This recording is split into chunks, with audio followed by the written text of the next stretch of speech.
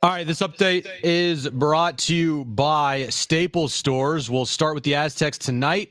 Basketball versus UC San Diego, 7 p.m. tip-off. 6:30 is when our pregame coverage starts right here on San Diego Sports 760. And the final Pac-12 title game is tonight in Las Vegas between Oregon and Washington. The winner of that game will likely be on their way to the college football playoffs. And this update's been brought to you by Staples.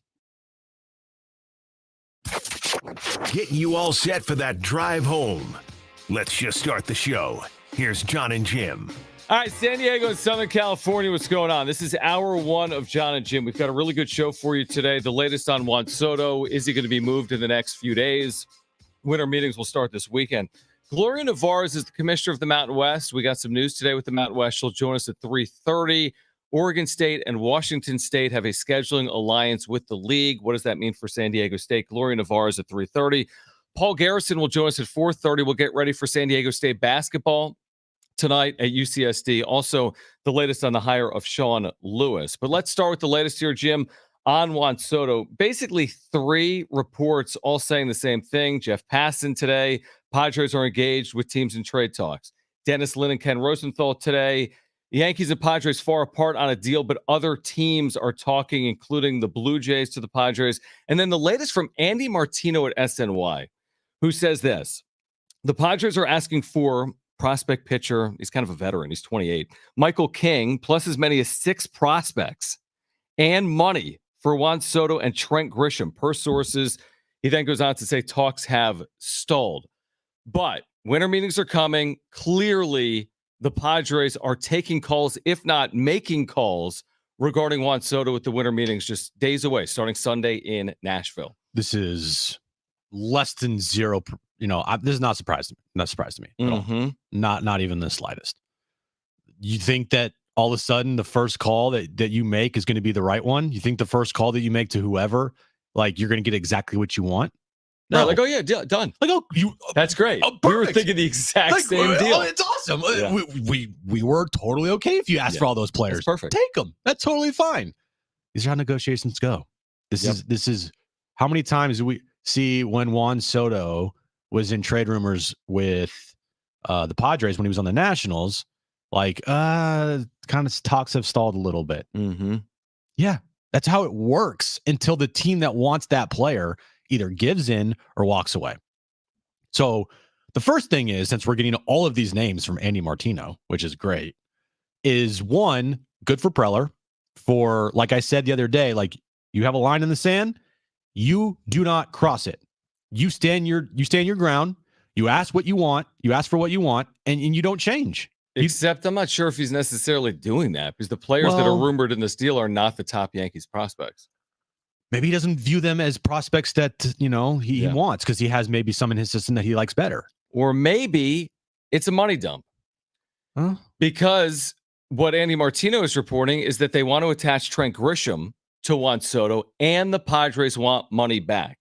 So maybe the reason that they're not asking for the top Yankees prospects, like Jason Dominguez, like the shortstop prospect, not that they need him necessarily, Anthony Volpe, and they're asking for a 28-year-old pitcher in Michael King and others, is because the Padres are more concerned with freeing up money than they are with getting the right return for Juan Soto, which is something Kyle Glazer at Baseball America said would be a mistake. To treat this as a money transaction and not a high ceiling return transaction, Kyle Glazer, I've said the same thing, would be a mistake. So we'll see what direction this goes. But all of a sudden you're attaching Grisham to Soto. My kind of like light bulbs, whatever the term would be, like my ears perk up. Like, why are you attaching Grisham to Soto? And then also you want money back from the team.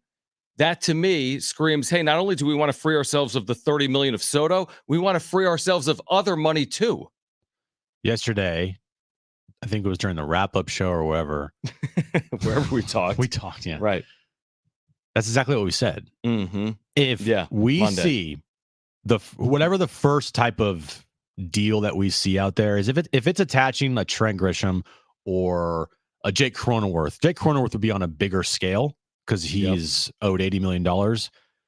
Not so much for Trent Grisham. He's not under contract, but still arbitration-wise, it's like, what, $5 million? Grisham, I think, is owed $6 million next year. Okay, so $5-6 million. Yep. Matt Carpenter, right? you start seeing them try to attach major league players to Juan Soto because they can't get. There's nobody in baseball that wants Trent Grisham. Nobody. It would be impossible to trade Trent Grisham for anything other than a bag of chips.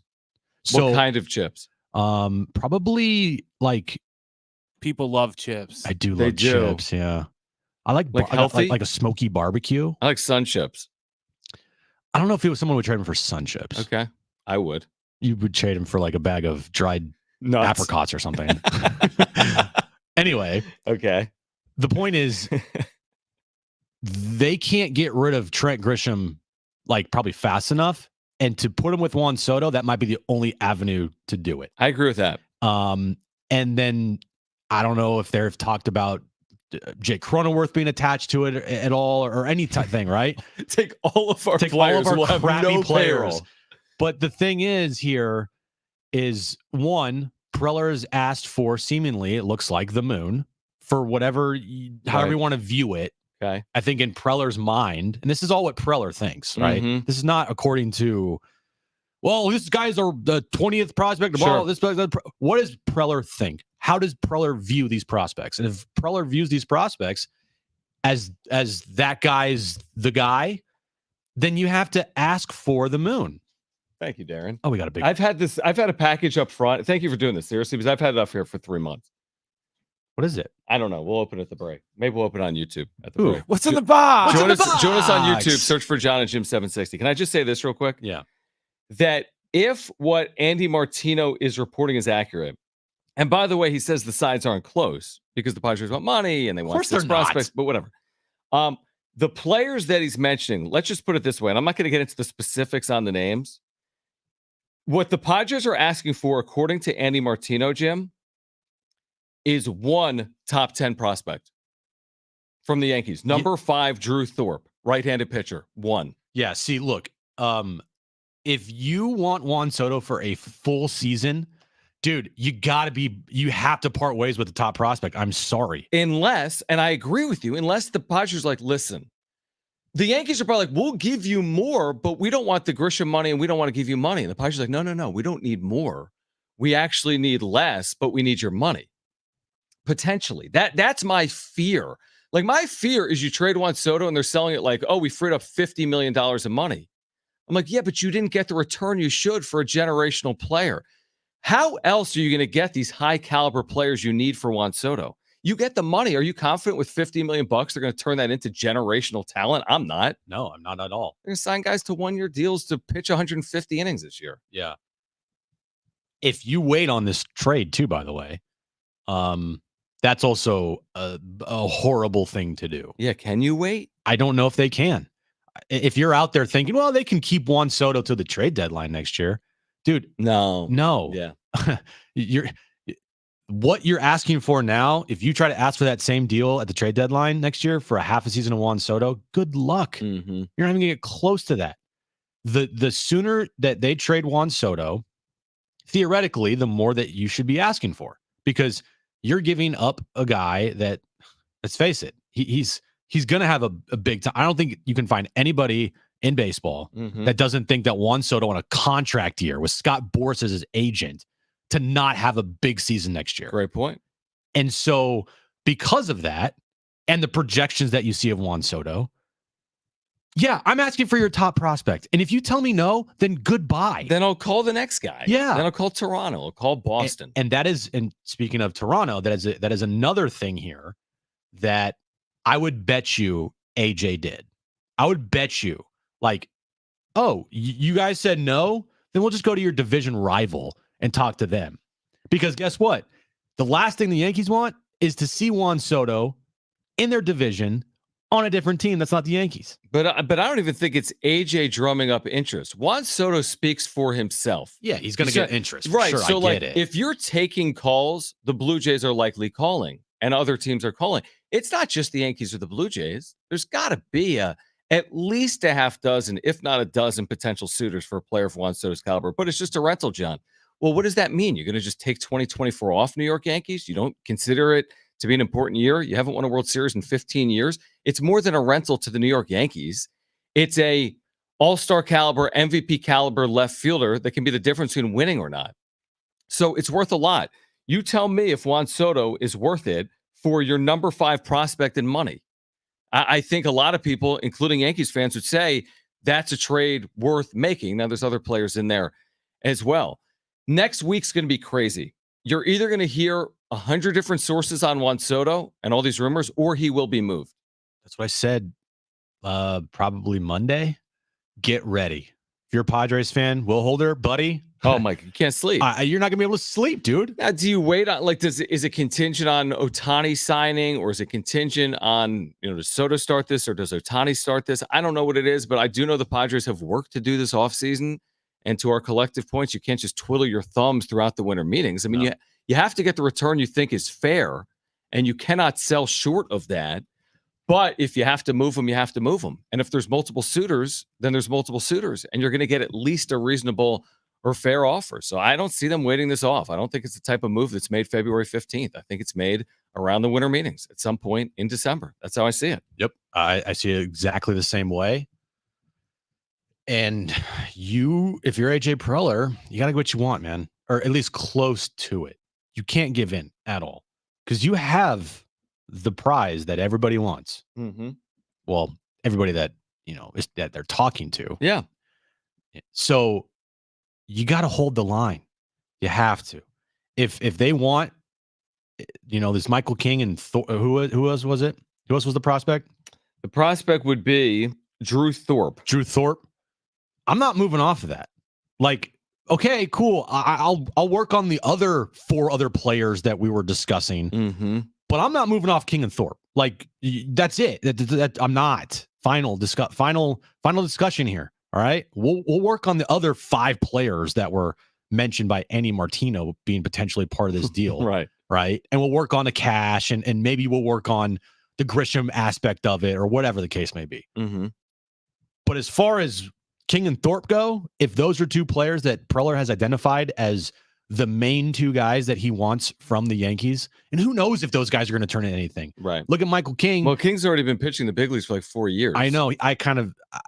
They'd probably make him into a starter because he pitched over 100 innings last year, started some games for you. He also primarily a reliever. Primarily a reliever, though, which is interesting. I mean, would you want to trade Juan Soto for a reliever?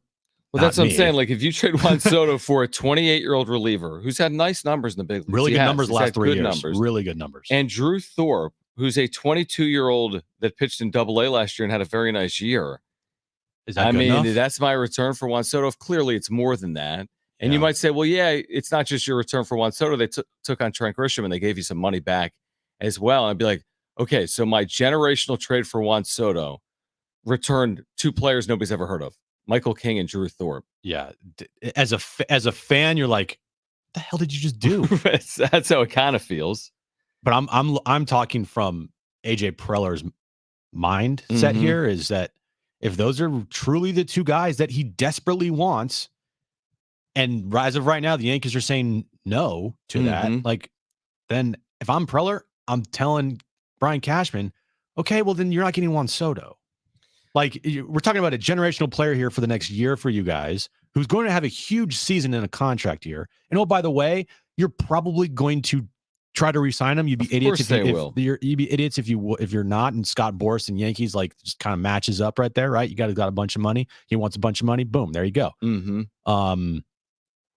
Yeah, I'm not moving off of it. Whatever Preller wants, you can work on the back end of the deal, but the front end of the deal, whatever players that he has decided and determined to be the guys that he wants, he has to get them. I'm sorry, that's end of discussion.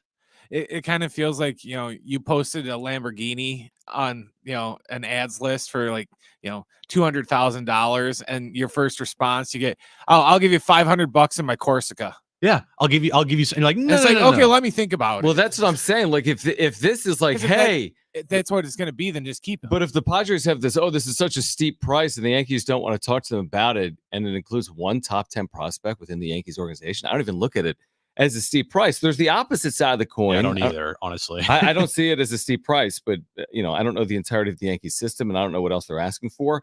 But the opposite side of the coin is what CBS Sports wrote earlier today. Matt Snyder that said 3 moves the Padres should make this offseason. And move number 1 is don't trade Juan Soto. From CBS Sports, saying essentially you're nowhere near as good without him, no matter what you get back for him, if you're trying to win in 2024. But then you look at the roster and you say, well, Juan Soto doesn't pitch and he doesn't bat twice every 9 men. So they weren't a complete roster a year ago, and they're nowhere near that roster without the Snells and the Haters and the others. So I understand it. And I've said that. I think you're better with Juan Soto, but unfortunately, Juan Soto doesn't pitch, he doesn't close, and he doesn't bat twice. No. So they're kind of put in this corner. They are. And it's their own fault. Like, I haven't seen one piece written putting all this, putting blame on Preller for now being in this situation. Right. You know, we have seen Ken Rosenthal recently and Dennis Lin post just, like half hour ago about the latest, and then Annie Martino, of course. And then you've had Jeff Passan today discussing it's going to happen. He's going to be traded. When Jeff Passan says something like that, it's more than not likely going to happen. Get ready for it, Padres fans, unfortunately. But where's the piece on, here is what happened here to put the Padres in this situation. And if you're looking to blame anybody, if you're looking to get upset, go to the AJ Preller, because he's the one that now is trading away Juan Soto after he traded for Juan Soto. The Athletic has written that piece. Maybe not updated. They haven't put the addendum to. They've written that piece. Kevin, I think to some extent, has written that piece. You haven't seen it at MLB.com, but there are those that have taken a very critical look at AJ Preller's tenure and question why he deserves another year as general manager. But it's neither here nor there, because he does have another year as general manager. Nothing that happens now in the next 2 weeks is going to change the fact that he's probably going to be here. Well, not probably. He will be here for the next year. After that, we'll see. But still, he's the guy making the moves for the next upcoming season. Does the move he make require him to help his big league team now? If he was a first-year GM, you try to get a haul. A haul doesn't necessarily have to impact your big league team. But you're a 10th-year GM. Can you afford to wait a year? Hey, I got a lot back. Trust me. I know we didn't win in 2024, but look at this return. And look what they're doing in AA and single A and AAA. I think the return has to pay dividends at the big league level now. If you're AJ Preller, he's run out of time to not get a return that impacts his big league team. That's why when I look at this recent offer that the Yankees have with the Padres, I trust me, I don't know much about Michael King and Volpe. I don't know anything about those guys. Oh, really? Yeah. That surprises me. You haven't been watching any YouTube video with spin rates for King or not yet? No, I've not. I've not analyzed the spin rate for any of their pitches. What do you do all day? Play with Bentley and talk to Aaron? Yeah, pretty much. Wow. Yeah. No Anthony Volpe? No Anthony Volpe hype videos that I watch. But do those players help you next year? Michael King would help you next year. Absolutely. Right. He'd be on the opening day roster day. Well, he threw over 100 innings for the New York Yankees. Okay. So remember your 700 innings. There you go. Boom. That 100. That helps. I know. And the Volpe cat, who's a shortstop. I don't know if he helps you in 2024 or not. Maybe you make other moves. Those are higher level players. I just think I'm just saying, hear me out. If I was hired yesterday to be the GM of the Padres, good luck. Okay, it would be weird. John needs to be fired now. You would kill me. But this is what I would do, because I'd have a little bit of a leash. I want max return. I don't care if these guys are 18 or 28. Yeah. If I'm getting 18-year-olds, but I'm getting high ceiling return, I don't have to win in 2024. I'm the first day GM. AJ Preller has to win in 2024. He's the 10th year GM. Yep. That's the difference. Has to win. And he's pretty much, his job potentially could be on the line next season. I think it is. If he's got to be on the hot seat, right? Going into next year's season. I don't see how he couldn't be. Dude, I mean, he has to be. Especially with the changes in the organization and everything that's happened over the last just month. Is he even guaranteed the full year? Let's say it's the same as last year, and you look up and they're 50 and 60. He's guaranteed the last 50 games of the year. I don't know, John. So I don't think there's no leash. I know that. There's absolutely no leash for AJ Preller. Is this Mark? Brent? All right, let's go to Mark, who wants to weigh in. 844-570-1360 if you want to Provide your 2 cents or more. 844-570-1360. Let's start with Mark. Mark, thanks for calling in. You're on with John and Jim. No, Mark. Okay. Just kidding. But we have another person that wants to weigh in, and let's see what his name is. His name would be Dave. Loyal Dave wants to weigh in. Dave, you're on with John and Jim. Forget about Mark. Hey, there you go. Anyway, guys, well, a few things, just because, you've got an intense conversation here, and it's always good to jump in the middle of intensity between both of you. Okay. All right, let's keep in mind, the AJ is now being dictated to by a different front office that is just lost $66 million off the TV contract. So you've got a substantial loss of revenue, unusual for a team to have a cash call because of they can't meet salary. Usually a cash call comes for other things, but not salary. So you've got financial pressures here that are pushing what's going on here. And so that could be, I'm not saying it is, but it could be a factor in the decisions that are made from here on out. Now, John, to your point, is AJ on the hot seat? Well, you know what? We got to back up a little bit here, just real quick. When Peter did what he did spending wise, I think it was clear within the internals of the organization, the closest partners and managers, including AJ, that Peter health was not good. They tried the best they could. They went for it, spent the money, put caution to the wind, put all the poker chips in the middle of the table. It didn't work. And now you've got the $66 million deficit. You've got these contracts that are untenable. And to sit there and say, well, they have to win in 2024. John, you had a guy that came on the other day, one of your media guests, that clearly said the pitching staff is in shambles. And you've got other parts of the team that we haven't even talked about that need to be addressed. You can't. Dave, we're up against it. I appreciate the call. We're up against it, but that's on AJ Preller. If the pitching's in shambles, what's the excuse? Right. What's the excuse? I mean, it's on AJ Preller. Then move on to the next guy. I understand the point, but it's on the organization that they're in this spot. We need to take a timeout because the Mountain West Commissioner, Gloria Nevarez, is going to join us from Las Vegas a day in front of the Mountain West Championship game. There's news today. Mountain West entering a scheduling alliance with Oregon State and Washington State in football. That's going to impact San Diego State. Gloria Nevarez will join us on the other side. It's John and Jim.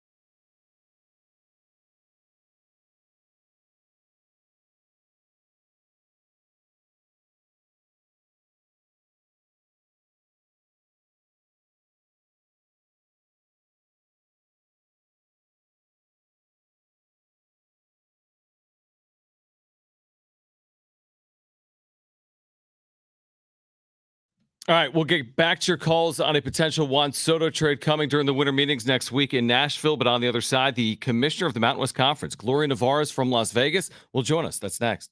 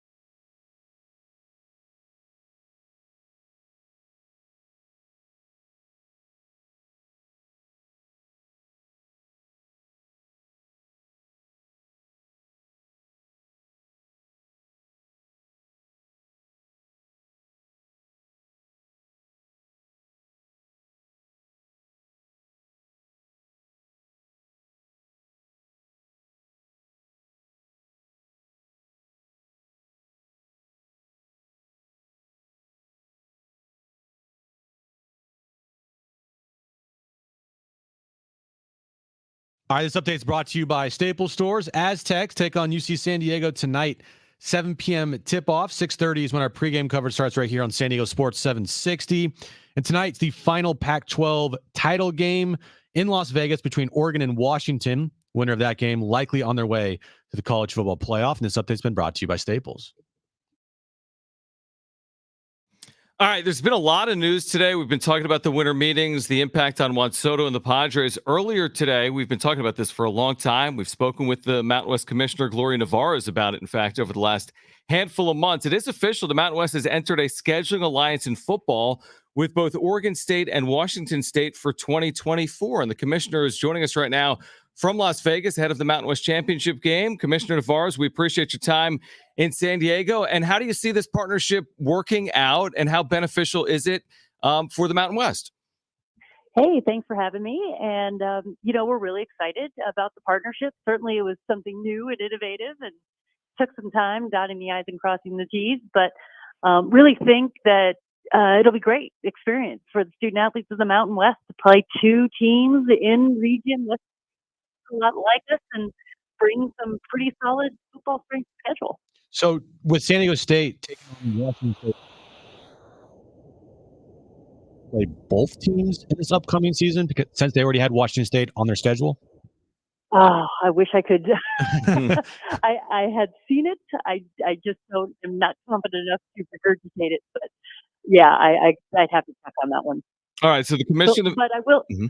Sorry, I will say we try to have as least disruption to the current schedules as possible and preserve those games that were already on the non-conference schedule. Okay, so for example, for our listeners, because typically the Mountain West has played 8 league games, but at least for 2024, it'll be 7 conference games plus an opponent, either Oregon State or Washington State. So when San Diego State, for example, came out with their opponents for 2024, within the last year or two, and it said, hey, here are the 8 Mountain West opponents that the Aztecs are going to play, it's now 7. Does that mean you go completely back to the drawing board for the 2024 schedule, or just take one opponent off the list for all 12 schools? Take one opponent off the list. for all the schools. Gotcha. And that was done over several iterations and versions with our computer schedulers and our staff. Do you see this, Commissioner, as the start of a medium-term or long-term partnership, or how does the Mountain West envision this going with this commitment only being for at least initially 1 year? Well, it is for a year, largely because of all the unknowns in the environment and the unknowns of that Washington State and Oregon State have with their current situation and the legal proceedings. So we all just thought it was best, like, let's just get 1 year in the books and on paper, and then reassess halfway through. And what does this mean for men's and women's basketball, if you know yet?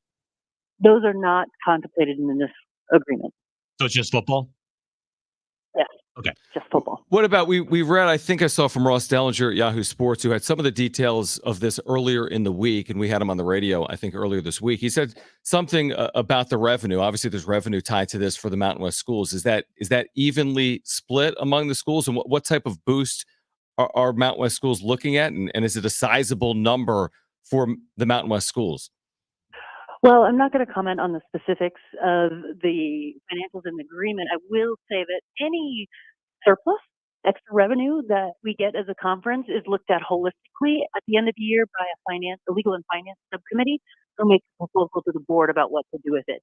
So, there's three big buckets: cover conference operations, add to reserve, and distribution to members. So that subcommittee would take a look at it and make a decision based on the holistic finances at the end of our fiscal year. And with next year having Oregon State and Washington State on the schedule for Mountain West teams, do you view the Mountain West Conference as the best, Group of 5 conference out there right now?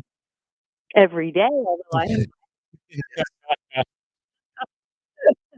Yes, in all seriousness, that's how we think of ourselves, position, the aspiration, all of the above.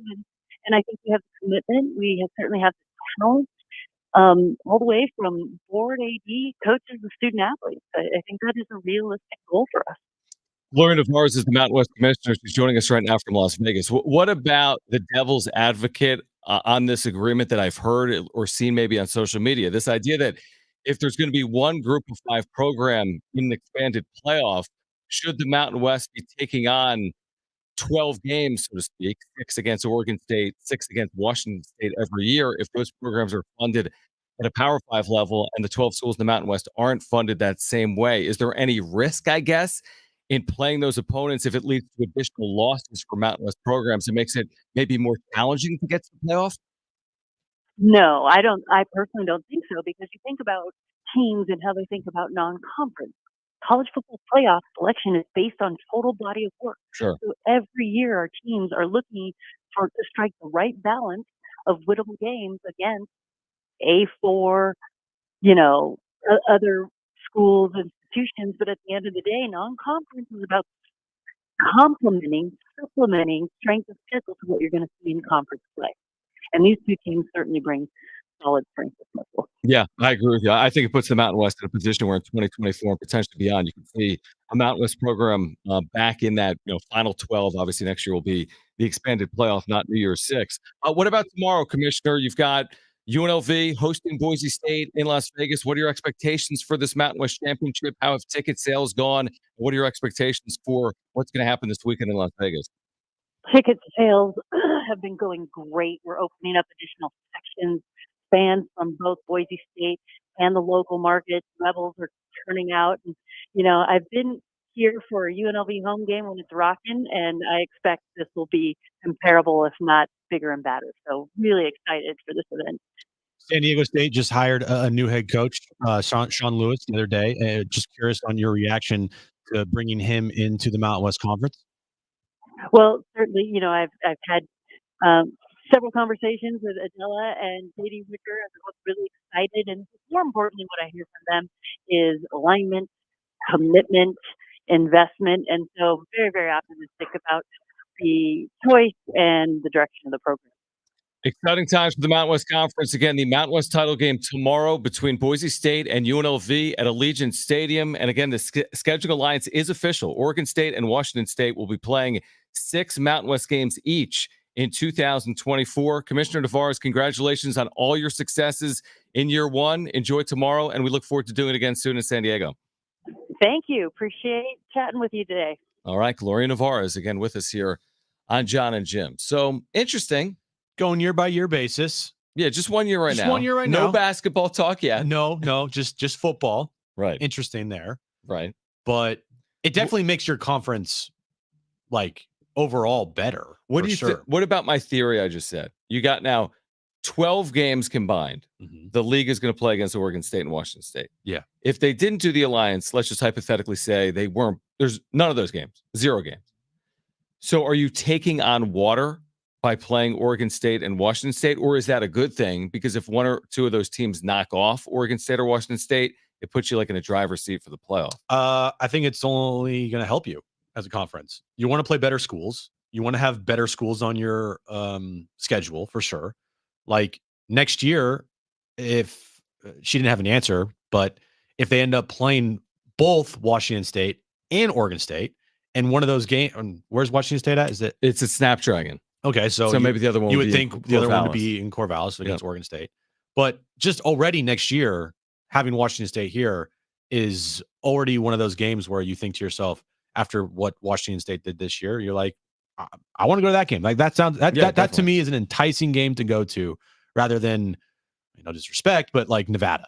Like I rather go to them playing Washington State or Oregon State than them playing Nevada. No, it's a good point. It is. All right. Before we take a time out here, Kim has been very patient on the phone lines, wanting to weigh in on a potential trade of Juan Soto. Kim, you're on with Jon and Jim, and thanks for calling in. It's Tim, actually. Oh, Tim, not Kim. My bad. Live radio. Hey, I'm sure Jim gets the same thing all the time. Yeah, I call Jim Kim. Yes. So, anyways, I'm, interested by these Juan Soto trades. I'm really hoping that we'll get the largest package possible because I'm with you guys. When AJ has money, he doesn't do smart things. When he gets prospects, he works a little bit better. When AJ has money, he signs Hosmer. He extends Manny before it's needed. He gives Crone a contract, which looks like one of the largest albatrosses. If we make a trade with the Yankees and we get less of a prospect return, we really give AJ a loaded gun to go blow money on. He has to be perfect this offseason to fill out this rotation, 2 relievers and a DH. I mean, he spent money on Carpenter, who, of course, Carpenter is going to stick around for another year with his sub 200 batting average. The trade where we get cash in return does not seem as appealing as the one where we get prospects back. Thank you, Jim. Just kidding. Thank you, Kim. I mean, Tim. I agree with him. Well, not so fast on thinking that if they do a deal that frees up a good amount of money, but they don't get a great prospect return back, don't think that AJ Preller is all of a sudden going to use that capital and go out and spend money. I don't expect them to do that. Really? I don't. Well, what are they going to do? So, okay, under that I meant scenario, like to a big time contract level. I would expect him for sure to go out. And it's a timing thing, because if you don't do this quick here, a lot of these players are going to be off the board. Yeah, but hear me out real quick, and we'll take it. If he frees up 40 right now, okay, like 32 for Soto and 6 for Grisham, so 38 million. If he frees up 38, they already, as Dennis said yesterday, between 10 and 20 million to spend. They already had 10 or 20 left, right? So now all of a sudden, add 10 to 38 in my hypothetical, 20, and now you got 48 or 50 million, whatever. You don't think they'll use that? I think they would use it, but I don't think that they would go out and be like, you know what? Now we can go give Snell $30 million a year. No, they're not going to have money like that. Like, they're not going to do that, but they would go out, I would assume, and sign a pitcher and maybe do like a 2-year, $26 million deal, like Nick Martinez just signed. And they better pick the right pitcher at the right price. To Tim's point, but I would not bet on them all of a sudden being like, oh, well, we just freed up all this money. It's good for us. Let's go and spend it right away. Like, I don't know if I would believe that at all, guys. 844-570-1360. Do you think the Padres are trying to get high-level prospect capital for Juan Soto, or is it a money dump if they're trying to include a player like Trent Grisham in this deal? The latest on a Juan Soto potential deal at the winter meetings on the other side. If you want to weigh in, 844-570-1360. Paul Garrison, East Village Times, joins us at 4:30. Stay with us on Jon and Jim.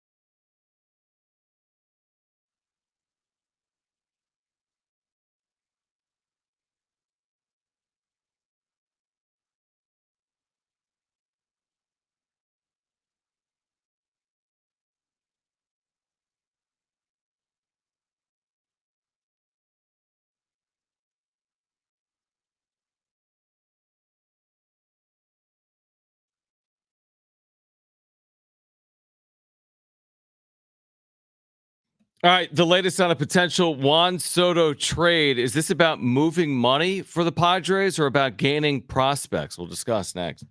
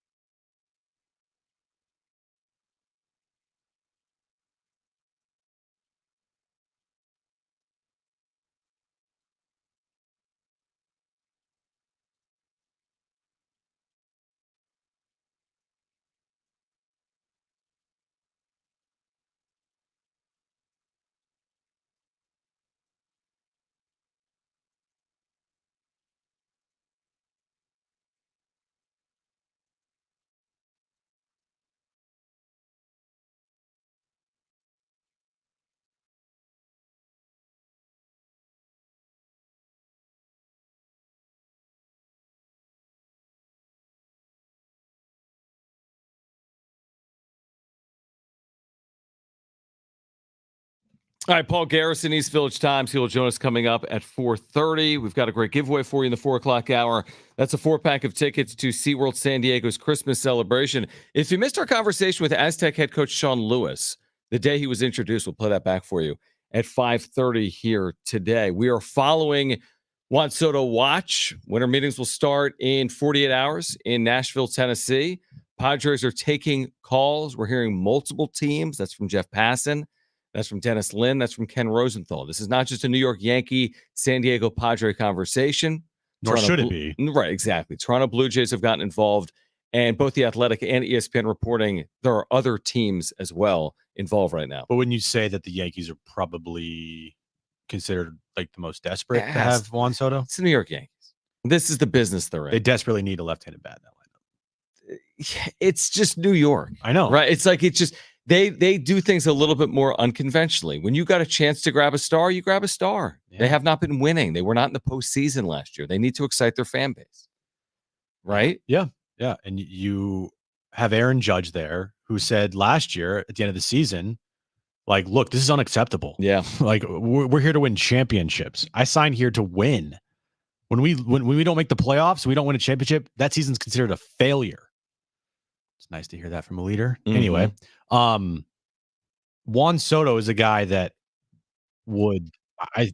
he goes to New York, he is going to have an MVP season. He might not win the MVP, but he's going to have an MVP type of season. So when I see these prospects, and I don't know anything about Michael King. I don't know anything about Volpe. I don't know anything about Thorpe, whoever else they have in this deal. But does that scream enough in return to you? No, but when Andy Martino writes in paragraph 2, San Diego was also interested in salary relief, not just for Soto, but for center fielder Trent Grisham. See, Sources say that is also such a scary thing when you hear those words. yes, we're not just looking for prospects; we're looking for you to help us out with our payroll. Because when you say salary relief, you're more likely than not going to get a good return back or the best return back. It's crazy too because it's a year after you took on salary in an Eric Hosmer trade for a prospect. Like, this is a year and a half after that. You're taking on salary They paid like for a middling pitching prospect. who is it? Jay Groom they bought For millions. Yeah, They took on it. I forget the number, but it was clearly in the millions. easily In the millions. And now they're basically asking the Yankees to do the same. It's like, hey, can you take on some of our contracts and provide us with relief so we can field a competitive roster or have some flexibility with our payroll in 2024? Man, it's going to be so interesting to see the final, Yes. outcome here because there's so many different directions. Like, are they going to actually keep Juan Soto? I think that to me is the least likely to happen. I agree. Trading Juan Soto for what you just read there, salary relief, Right. and attaching a Trent Grisham to it to get another $6 million off the books. Mm-hmm. That's I think, worst case scenario for me. The best case scenario in this whole thing, I want to keep Juan Soto. But if you're going to move him. But if you're going to move him, you set that line and that bar as high as you possibly can. You don't move off of it. And I don't know. I don't know anything about the Jason Dominguez of the world or the Volpes of the world. Not involved in talks for Andy Martino. If those are like if those prospects are the highest rated prospects for the Yankees, They are. then why aren't you going after them? Well, like you said, I mean, maybe they prioritize pitching over position player Oh, help. cool. A reliever and a dude in the minors. Great. Yeah, but we That'll don't know. help. Now, he also writes, and we've speculated on this as well, the Padres could wait until Shohei Ohtani chooses a team and then shop Soto to one of the clubs that misses out because the best hitter other than Ohtani is Juan Soto. So once Ohtani's gone, the best hitter is Juan Soto. Oh, yeah. I'm sure when Shohei Ohtani goes to the Giants, they'll call the Dodgers up right away and say, hey, do you want Juan Soto? Because I know you guys didn't get him. No, but if the Yankees wanted him or the Red Sox or the Blue Jays, they don't land him. And now the best available bat is Juan Soto and one bat off the list. We don't know what teams are in on Shohei Ohtani because it's been stated that he wants to keep these things quiet. But we know teams that will likely go after him. This is the Dodgers, is it not?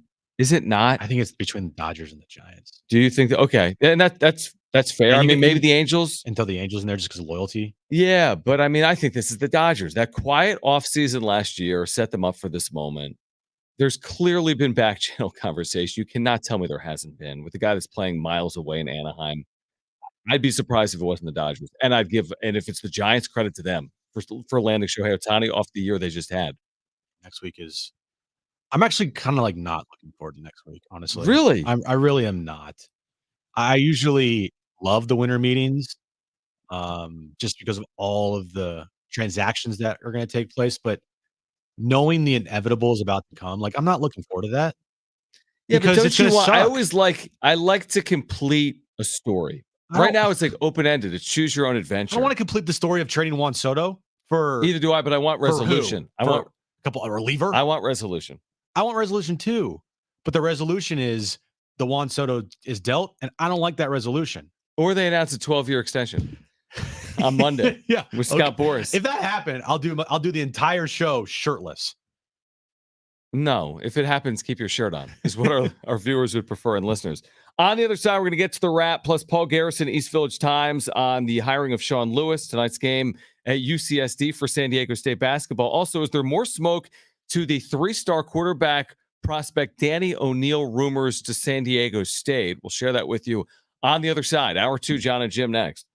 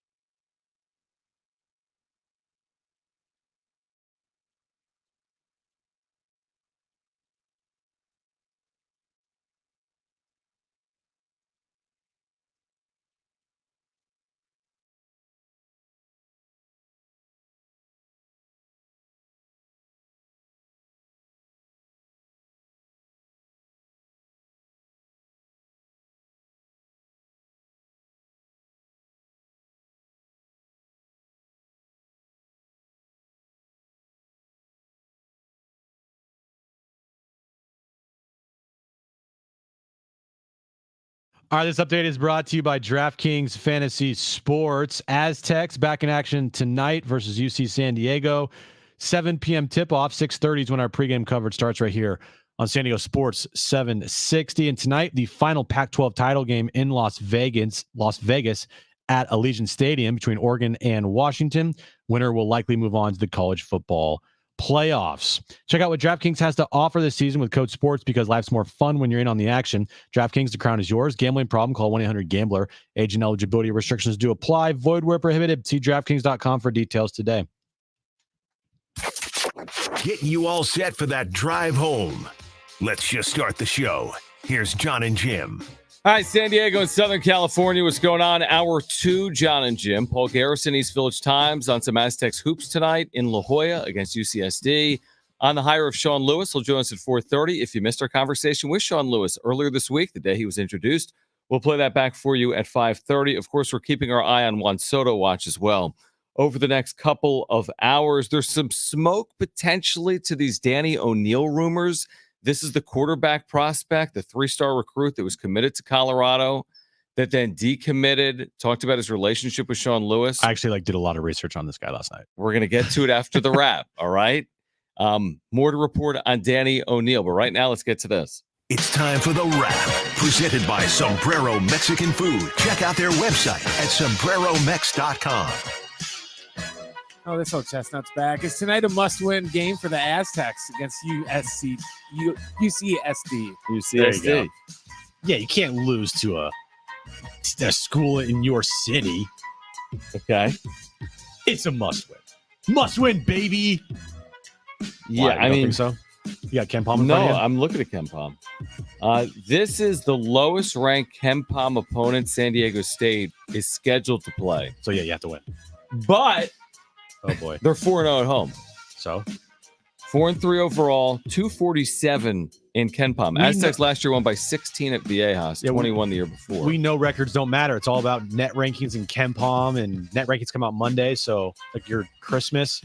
Dude, Monday's going to be amazing for you. We've got transfer portal, net rankings, winter meetings. Dude, it's like the greatest day of your life. It's pretty good. It has the potential to be good. I would just say this. You know me. I think it's tricky. Oh, boy. Because the other school is trying to play up. It's their Super Bowl. You're playing San Diego State on your home floor. They made a hype video. They made a hype video out of it. They're a very sound Big West program with good resources, good facility. You're going across town for the first time ever. I think there'll be a ton of Aztec fans tonight, but there'll be some UCSD fans too. Aztecs need to win the game. They'll find a way to win the game. I wouldn't be surprised if it was a good game for a period of time. Next question. Are you okay with LeBron skipping a Lakers game for Bronny's college debut at USC? I mean, I don't. I want to, but I don't. Like, I don't want to be that douche that's like, oh, I don't want to have the hot take of, I can't believe pregnant. LeBron is ditching his teammates and he's a horrible teammate. He's going to his son's first college basketball game. What a loser. I'm not going to be that guy. What if it's the in-season tournament? Yeah, I hope he leaves for the in-season. What I if hope he it's leaves. the Final Four of the in-season tournament? I would welcome LeBron leaving because that'd be just a giant F you to Adam Silver in the NBA for this stupid tournament. What if it's championship night, Las Vegas, Nevada, and USC is hosting Cal Poly? Do it. I agree with you. Having a child, you understand that these are massively important moments. Like, it's bigger for you. Like, seeing that through your eyes of your child is special. It's one in a lifetime stuff. How many times is Bronny going to make his college debut? Once. How many times has LeBron played an NBA regular season game? 1,000 times. 12,000 times. Not that many. And also, too, is there anybody else in the NBA that has a kid in college right now that's on a basketball D1 team? Yeah, there's a bunch, actually. Yeah, definitely. Really? Yeah. Like Yeah. who? In the NBA right now? Oh, in the NBA currently, currently? You're saying not the son of a former NBA player? No. What I mean is, Yeah, currently because I got what you're playing saying. in the NBA right now as Maybe a kid not, in college. because there's not a lot of 20-year players, but you basically have to be in the neighborhood of a 20-year player, right? Right. That's what I. Yeah. So Okay. I thought you just meant like second generation. Yeah, players. yeah. There's I a did lot too, of because NBA because we just Dennis played one a Rodman couple weeks ago. Dennis Rodman is his teammate, Dennis Rodman Jr. But yeah, to your point, Dennis Rodman's not who's in the league. actively playing? Got you. I don't know the answer. Just To that. LeBron? I don't know. That's a great question. I would think it's just LeBron. And maybe I don't know if someone knows that. Text us. To me, this isn't any worse than LeBron taking a load management day because he's grandfathered in, so he can actually take them. That's Because fine. it was so. Because he is a grandfather. Well, Yeah. So for me, it doesn't make any difference. It's just like him doing a load management day, only he's not there. He went. So you're not going to kill him even if it's the in-season tournament. No, I welcome it. I'm sure like a Skip Bayless today or like a Emmanuel Acho or some hot take guy out there, bash LeBron for this today. But what if he wore No. a backwards hat to Oh, the Galen man. Center? then for the then game. then the Colin last would straw. lose his, you know what? It'd Right. be over for Colin. He didn't know what to do with himself. Next question. Who will have a better game on Sunday, Brock Purdy or Jalen Hurts? Next question. I can't answer that. I think it'll be Hurts, but I don't think that means the Eagles win. I think it'll be Hurts at home. They might need him to have the better game or the bigger game, but I don't think that guarantees that the Eagles win. You know who Jalen Hurts reminds me of? He's like prime Russell Wilson. That he goes out there and he might not look good for a while, and then all of a sudden he makes 3 or 4 just amazing throws, and you're like, "What the hell?" And you look at his stats, and he's like, got 3 touchdown passes, 275 yards, and his team rushing wins. yardage, rushing TD. Yeah, but he started out in the first half 4 for 12 for 30 yards, and then you look at the end of the game, and he has 3 touchdown passes. Like he, to me, reminds me of prime Russell Wilson in Seattle. Just always makes the play at the big moment, can drop it in the bucket at any moment. I mean, he's one of the best deep ball throwers in the league. He kind of has that Russell Wilson look to him, too, like just a running quarterback style, like the big, like thick quarterback that doesn't go down easy. Jeez, why don't you just buy his jersey? Go to Fanatics. No, they have sales. No, Are you going to get the midnight green or the new light green from the 90s with Cunningham? Next question. I don't even know if I answered it. Oh, yeah, I did. Hurts. Do you expect the Aztecs to be active in the transfer portal when it opens up on Monday? Yeah, I think so. I mean, you have a lot of players now, like Daniel Radcliffe today announced. Marcus, sorry. Why did I Say say Harry Daniel? Potter. Daniel, what is that? Harry Potter. Yeah, Yeah, that's Harry Radcliffe. Potter. I was like, that's a big pickup. and who's a very good player, by the way. Very good. Yeah, His true magic freshman. spells is No, awesome. It's Marcus Patronus' Radcliffe's a really Final good And player. Marcus Radcliffe is great too. We'll get high Power 5 offers, I would think. Like he had a really good season. 49 tackles, I think. Yeah, true freshman safety who started game 1. That's a big loss for sure.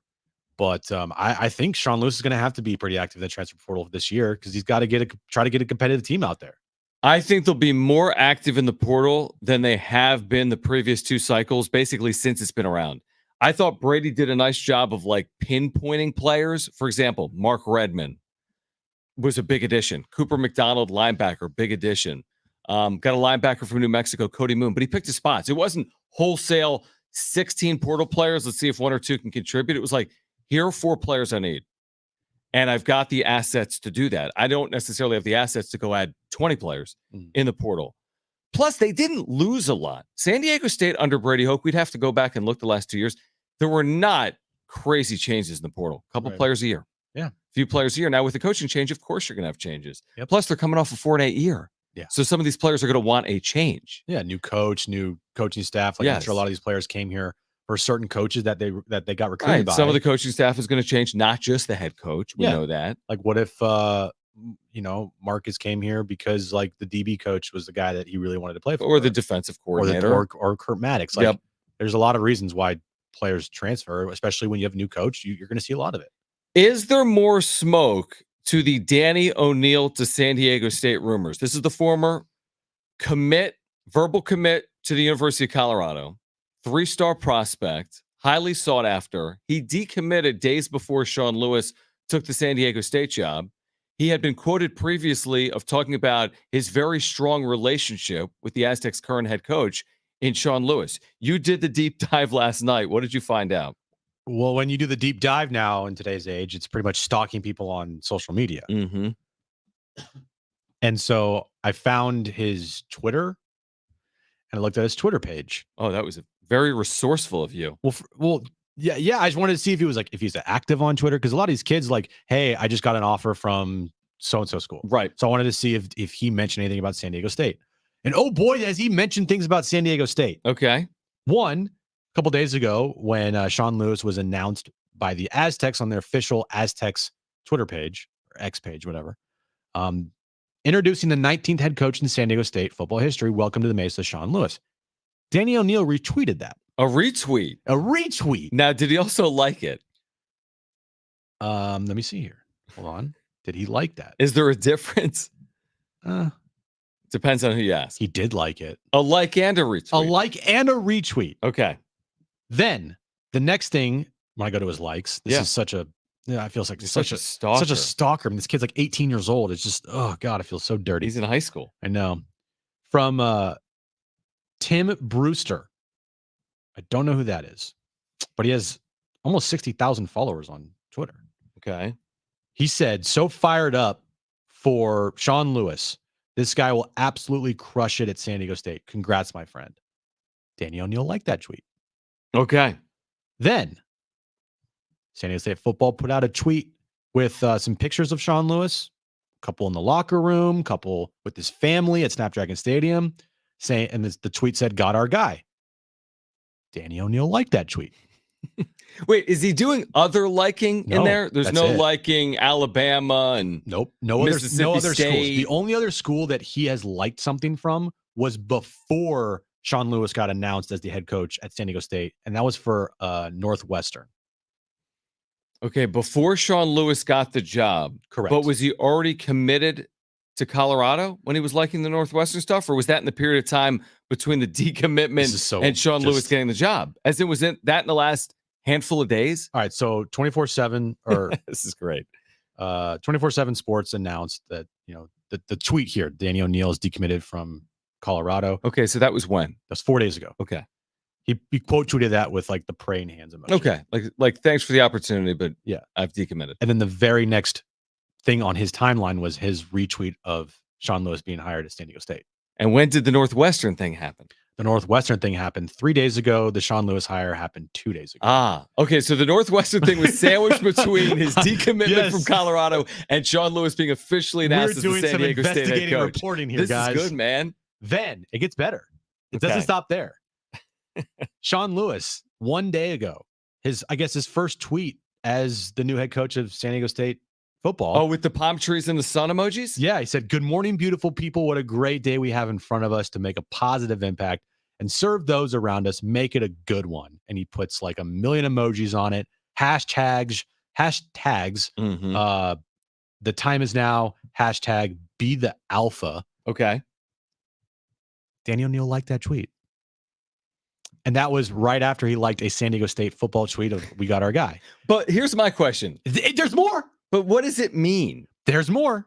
I'm not done yet with my conspiracy theory. Okay. Wait, is it what's the conspiracy theory? That he's coming to the Mesa? He's coming to San Diego. All okay. Right? The next thing that he liked was like, I guess, from Tim Brewster, right? Saying well, this is a former coach at Colorado. Okay. Saying it's a great day to be a Charlotte 49er. I think he was talking about like, I don't know. He's talking about the college team, the Charlotte 49ers. Okay. Well, he liked that tweet. I don't remember because I think Tim Brewster just ended up there, is my guess. Okay. Is he a coach? Yes. Is he a head coach? He is a coach. Just a coach. He's a coach. Okay.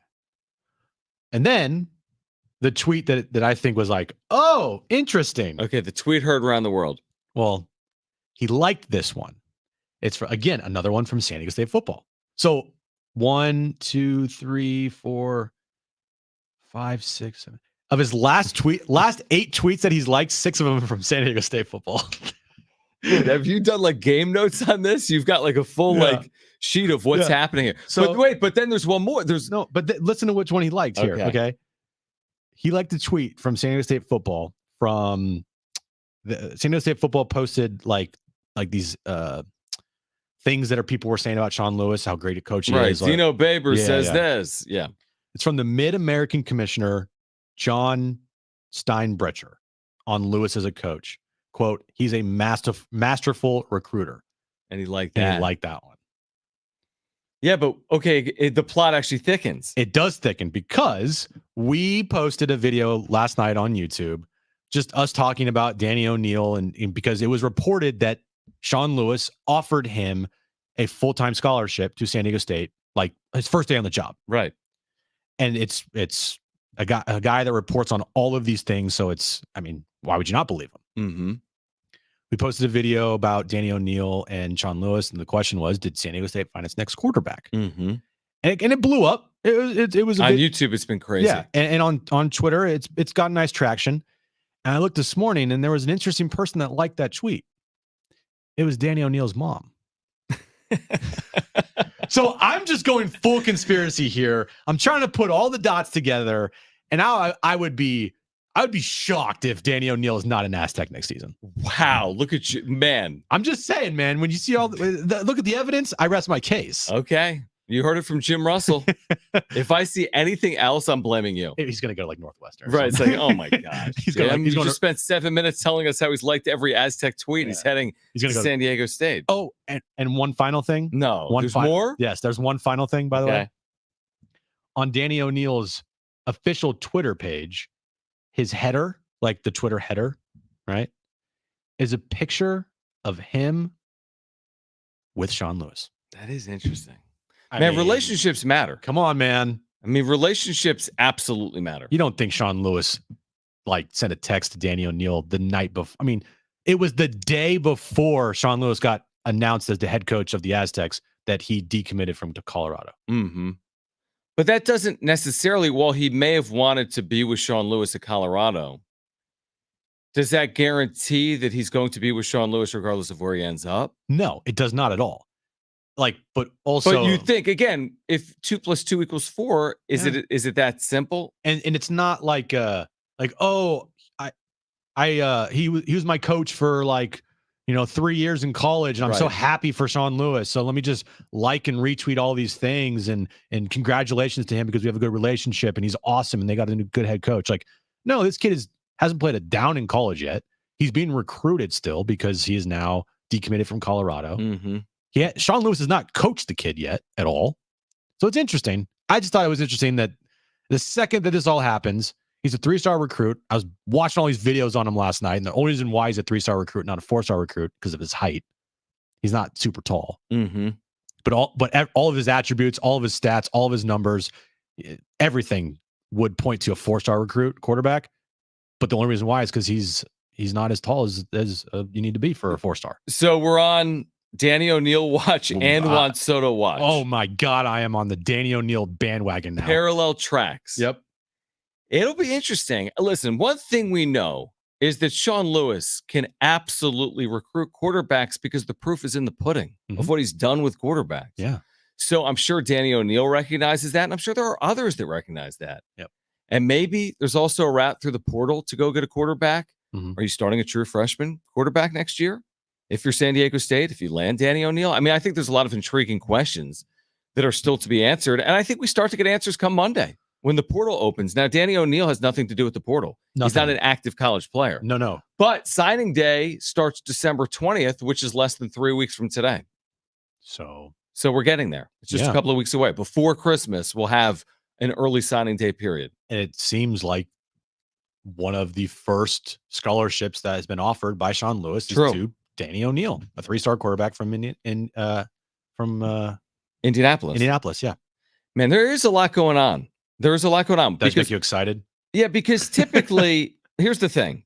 Typically, in a college offseason, it's hard to really, I don't know, isn't it hard to kind of decipher what's going on with the portal and with recruiting classes? Like, it's not college basketball where it's like you're adding 1 or 2 or 3 players.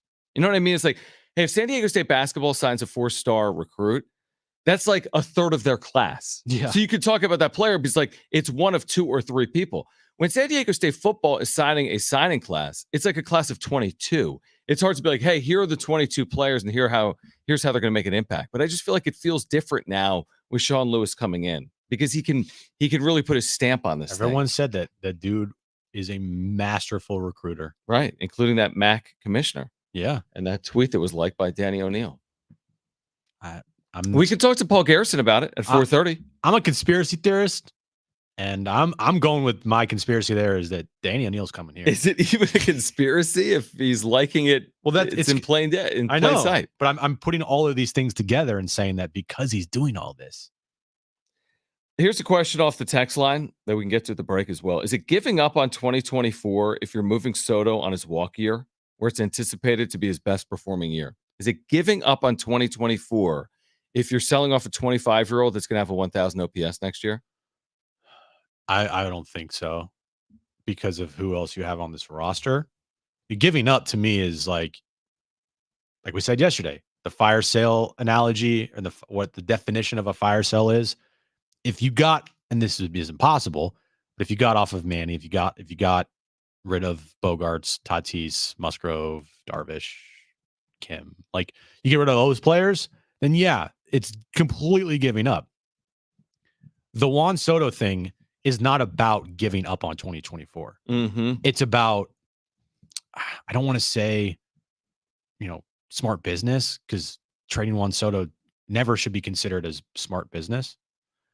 But I think it's thinking with your head and not your heart. Like you kind of almost have to in this situation, because of the circumstances the Padres are in, and it's no other fault but their own. And we don't know if things would be different if Peter Seidler were still here. We don't. True. But this is where they're at. This is where we're at. And going forward, it feels like there has to be more moves and thought process here in the Padres organization where they're using their brain instead of their heart. Instead of their like, ooh, I want that shiny object. Ooh, I want that shiny object, right? That we've seen the last couple of years that has not worked out, to more or less like, okay, we need to run this thing smartly. Yeah, like we got to be prudent. And we got to be prudent, and we have to be like, okay, this fits here, this fits there. We can't go out and just spend these crazy amounts of dollars on players and try to buy a championship. Paul Garrison, East Village Times. So get us ready on the other side for tonight in La Jolla, Lion Tree Arena, San Diego State, UCSD, plus his thoughts on the first week for Shawn Lewis and the possibility of quarterback recruit Danny O'Neill landing on the Mesa. Paul Garrison on the other side. Also this hour, your chance to win a 4-pack of tickets to SeaWorld San Diego's Christmas celebration. Stay with us.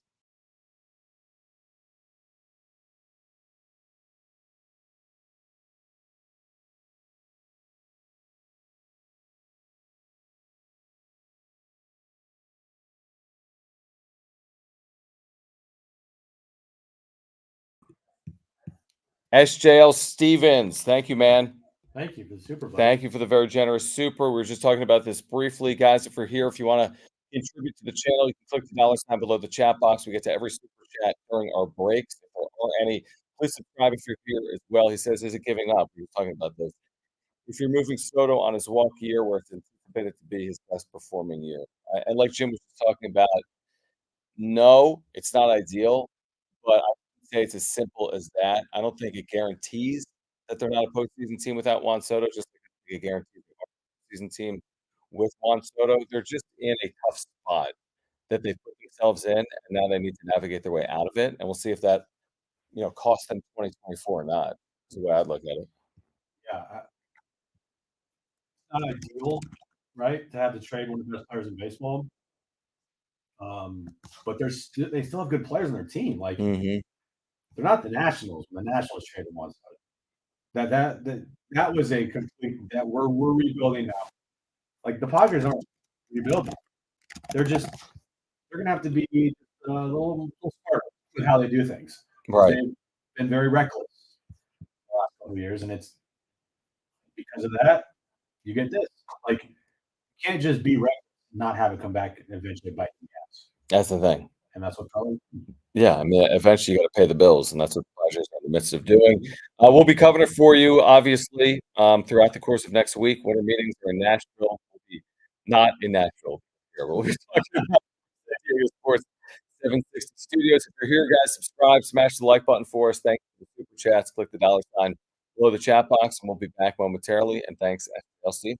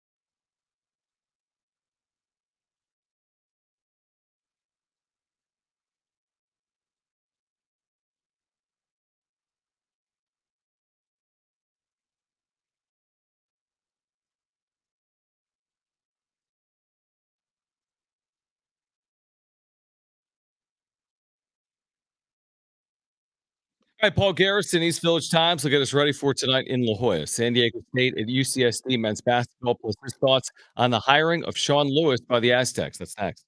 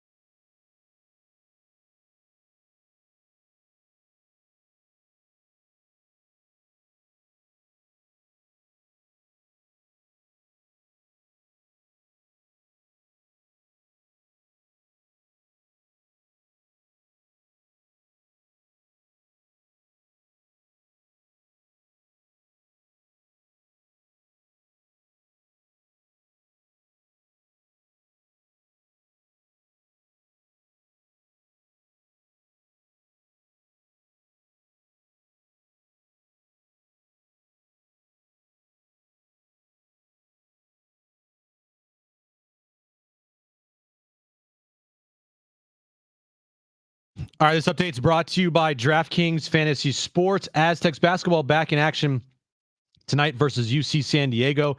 7 p.m. tip, 6:30 is when our pregame coverage starts right here on San Diego Sports 760. And tonight, the final Pac-12 title game in the history of the Pac-12 will be in Las Vegas at Allegiant Stadium between Oregon and Washington. Winner will likely move on to the college football playoffs. Check out what DraftKings has to offer this season with code SPORTS because life's more fun when you're in on the action. DraftKings, the crown is all yours. Gambling problem? Call 1-800-GAMBLER. Age and eligibility restrictions do apply. Void where prohibited. See DraftKings.com for details today.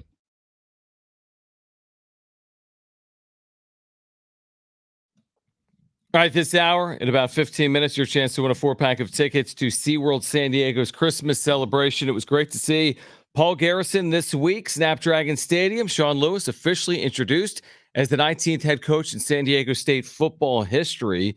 Paul does a great job at the East Village Times covering San Diego State football, basketball, really the entire athletic department in general. He's back with us here on Jon and Jim. So, Paul, what do you think? I mean, you've read about him. We now have seen him be introduced. We've seen some news related to the Aztecs over the last 24 or 48 hours as well. What do you make of the hiring by the Aztecs of Shawn Lewis? It seemed like it was a hire that J.D. Wicker was looking at all of the strengths of his program and all of the weaknesses, and it seemed as if he tried to and looked like succeeded in being able to bring somebody in who would continue a lot of the strengths, but also being able to kind of fix some of those weaknesses. He definitely is a commanding figure, and it's not just because he's 6'7", but he is energetic. He was very clear with the message that he was trying to get across. And I think, San Diego State is trying to kind of move into the modern football with a dynamic offense. But I think they're also wanting to keep the culture that Brady Hoke and Rocky Long established and want to be, they emphasize being player oriented. And I think that that's, also something that Shawn Lewis brings to the table. What do you think fans should realistically expect in year one from Shawn Lewis? I think realistically in year one, I think that the over under for wins is probably 4 or 5. And if they are able to grab a quarterback who is a little bit more veteran or somebody who, can run that system, you think there's always potential for something more. But these kinds of things take time. I mean, we've already seen there are a lot of players who are entering the transfer portal, and these were going to be players that were going to be counted upon in 2024 for the Aztecs. And those they're hard to replace. It's hard to bring that chemistry together. But I don't think that the expectations should be incredibly high. I think they, depending on how they're able to do with keeping the roster together for next year, and also what pieces they add in the transfer portal, that number could creep up. But I don't think that. I think they should expect somewhat of a rebuilding year, especially as the coaching staff and a lot of the players are going to be exiting. Paul Garrison, East Village Times, with us right now on Jon and Jim. So there was this quarterback recruit we've talked about for the last 48 hours. Did you listen to my conspiracy theory on him? I do. Okay, so yeah, Danny O'Neill, 3-star, decommits from Colorado, has been liking San Diego State-related content on social media, had these strong ties to Shawn Lewis during the recruiting process. Is it as simple to say, and nobody really knows for sure, but is it as simple to say, well, he had a strong relationship with Shawn Lewis, and now that Lewis is no longer at Colorado and is at San Diego State, there should be an expectation he lands here, or it's not that simple? Is that the conspiracy theory? Yeah, I don't think it's a conspiracy at all, but Jim's calling it a conspiracy theory, but he doesn't know what a conspiracy theory is. Okay. I was like, no, those dots really do connect. I do think that's right. I think, another really big part that's playing into San Diego State's favor is that O'Neill wants to be an early enrollee. And so he's wanting to be on campus at somewhere in the next month or month and a half, 6 weeks, depending on when they start school. And the opportunities from decommitting just recently to Colorado being, a relatively long commit to Colorado and like relationships and things like that, to try to get to a place where you feel comfortable, especially when what brought you to a place to begin with the relationship that you had with a coach. I think that really does bode well for San Diego State because I think they'll have the opportunity.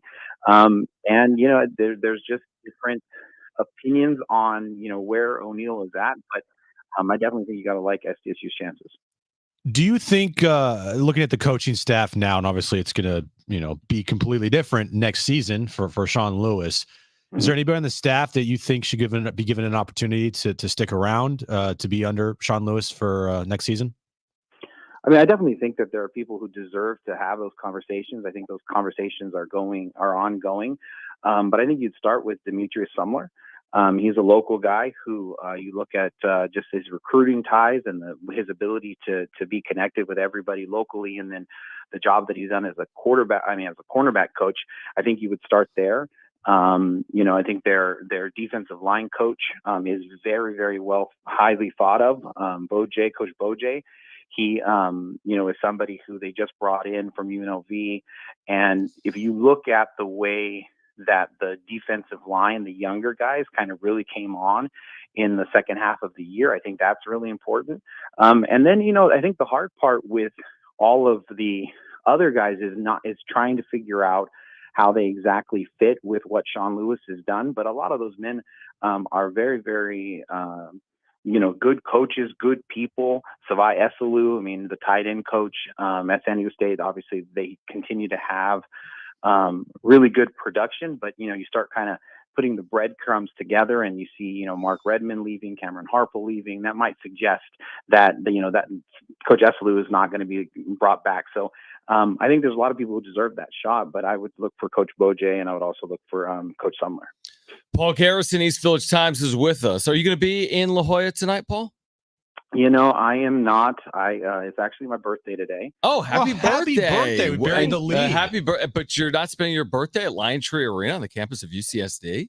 I was going to, but no, I'm going to be having a family dinner, and gonna be able to take that in. But I It was close, man. You know, the other thing that was pretty exciting is the women's basketball team played Stanford today. Yes. In an afternoon game where they invited like a field trip day and so that was pretty exciting too. So I almost went to that as well. But you know, staying it close to home with the birthday. What do you expect tonight? San Diego State on the road in San Diego, UCSD for the first time ever. What are your expectations?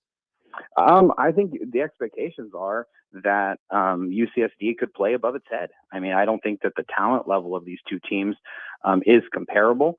However, whenever, you know, the opportunity to be able to kind of get out of the shadow of SDSU is going to make UCSD, I think, play with a urgency and an effort that, you know, is going to be at a really high level.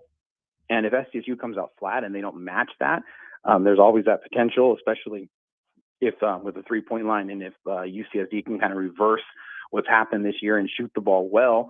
But I think ultimately talent will win out. I think it's going to be a very pro SDSU crowd, or, you know, at least split down the middle. And I think it's going to be a great arena and a great atmosphere. And like I said, truthfully, I, you know, kind of regretted not going. We're sorry we ruined your birthday. Yeah. And by the way, don't scare us. Like, hey, you know, anything could happen. They're going to play up. Mostly you just scared. Well, I'm John. always scared. And yeah. I think you're right. I think it's got a chance that to be hype video really game. give you like at least 8 points there. Listen, you never know. City game, kind of a Super Bowl for UCSD. It's happened before. It like not to, I mean, yeah, right. Aztecs have run into USD before. Yeah. Absolutely. Petco, Jenny Craig. Yeah. Hey, Paul, we appreciate it. Happy birthday. Enjoy the night with your family. Thanks for doing it. Oh, Brian already picked up. He's like, screw you guys. But he's over us. He's like, I'm done. But seriously. The cake is literally on the table. I have to do a stupid interview. Seriously, Paul, thanks for your support of the show, and happy birthday. Okay, call right now if you want a 4-pack of tickets to SeaWorld San Diego's Christmas celebration. This is a great holiday gift. First 2 callers will be our contestants for Trainwreck Radio. That's trivia. The number to call is 844-570-1360. Again, call right now if you want a 4-pack of tickets, a free 4-pack of tickets to SeaWorld San Diego's Christmas celebration. The number to call, 844-570-1360. Call right now, 844-570-1360. Plus the latest from Andy Martino on Juan Soto. You'll be laughing in a moment. Stay with us.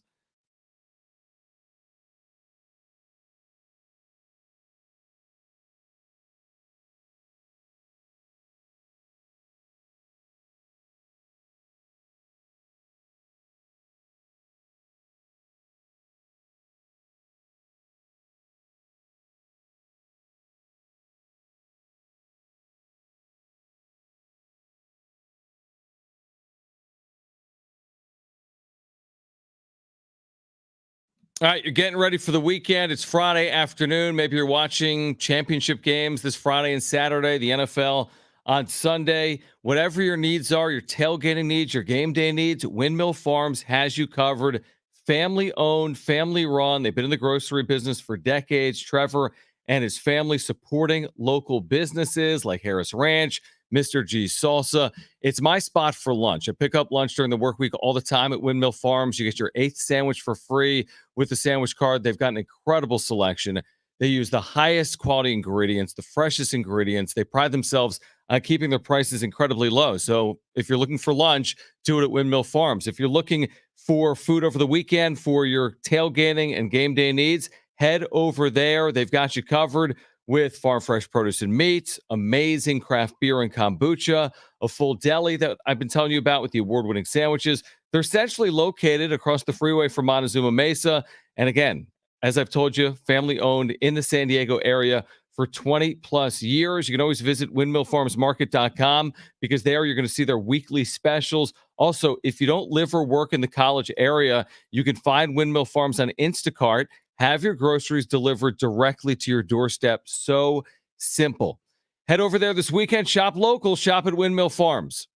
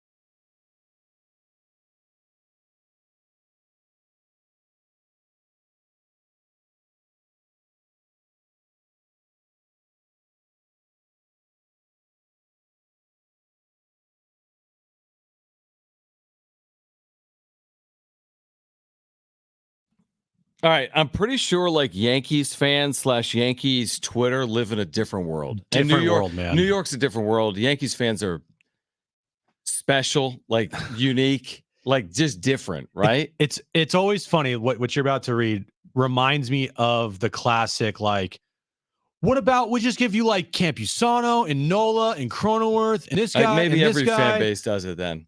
Maybe every fan base does, but from a actual reporter, I'm like, yo. Well, this isn't really from reporter. He's reporting because he says yes, Soto is special, but a lot of industry folks, right, wouldn't give up Michael King, this 28-year-old who's a free agent in 2 years, for 1 year of Soto.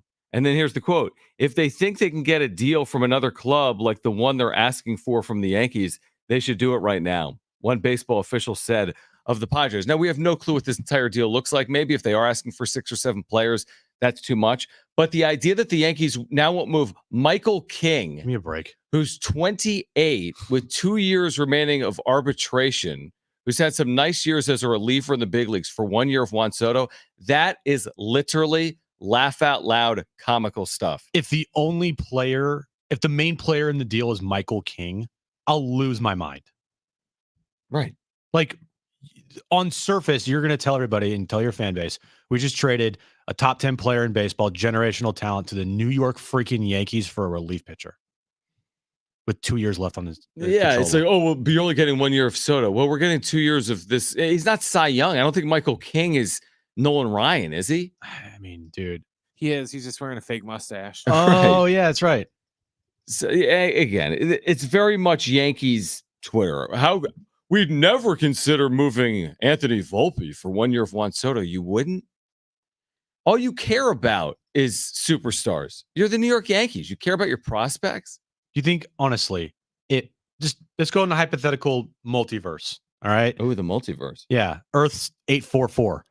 Okay, that deal's made.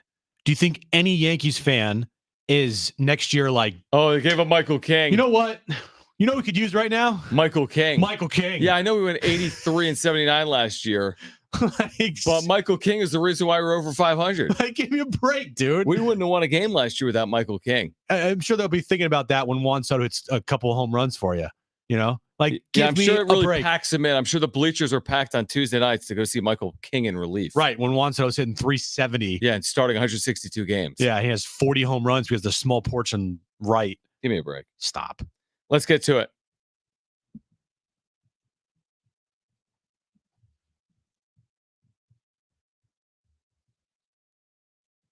All right, 3 questions, 2 contestants, 1 lifeline. Today's 2 contestants, we have Darlene and Ryan. Darlene, you called in first, so you have your choice of Jon or Jim. Who do you want to go with?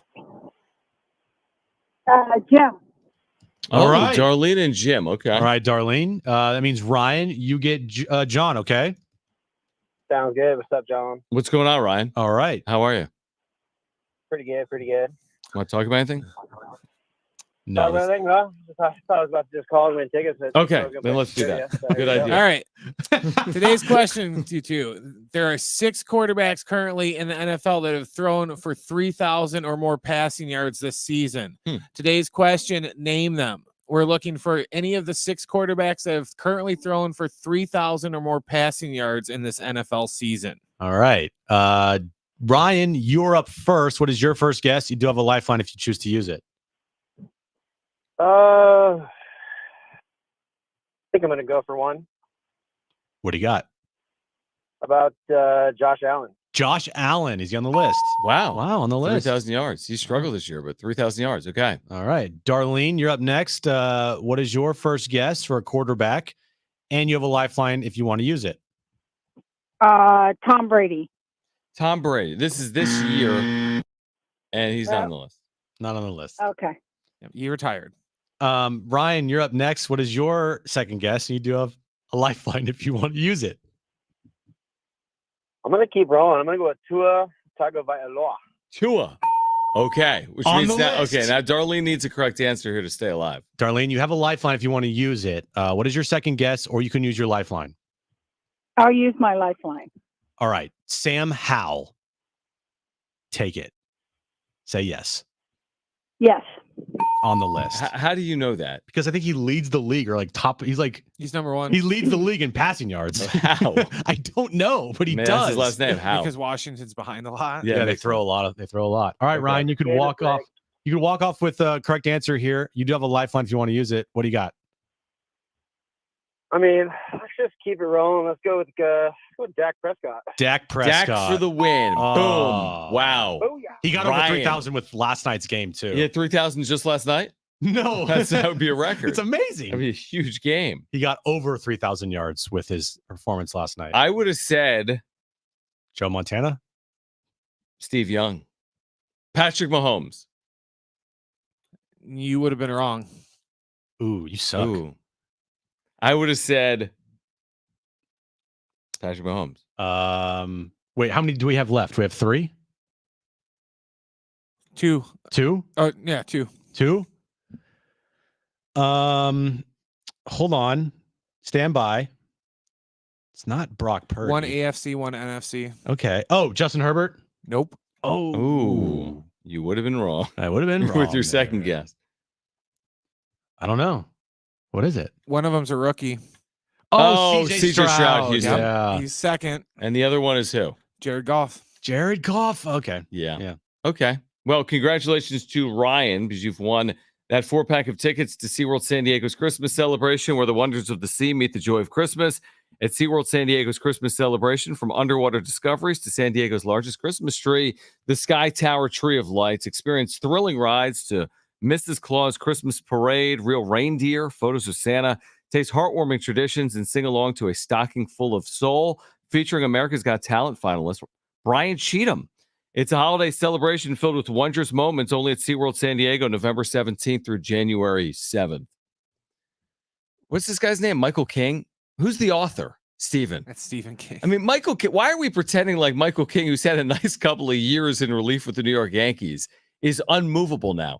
Previously, it was their top prospect. Okay. Then it's their second prospect. Now it's Michael King is unmovable? I'm going to read you the most amazing tweet from John Harper, who is a longtime New York baseball columnist. And he also is a freelancer for SNY TV. It is the most amazing tweet ever. Okay, can't wait to hear it. But I'm going to read it next. Coming up after the break. Dude, that is a tease. Okay, hour 3, Jon and Jim, which includes our conversation with Shawn Lewis, the new Aztec head coach from earlier this week. Hour 3 is next.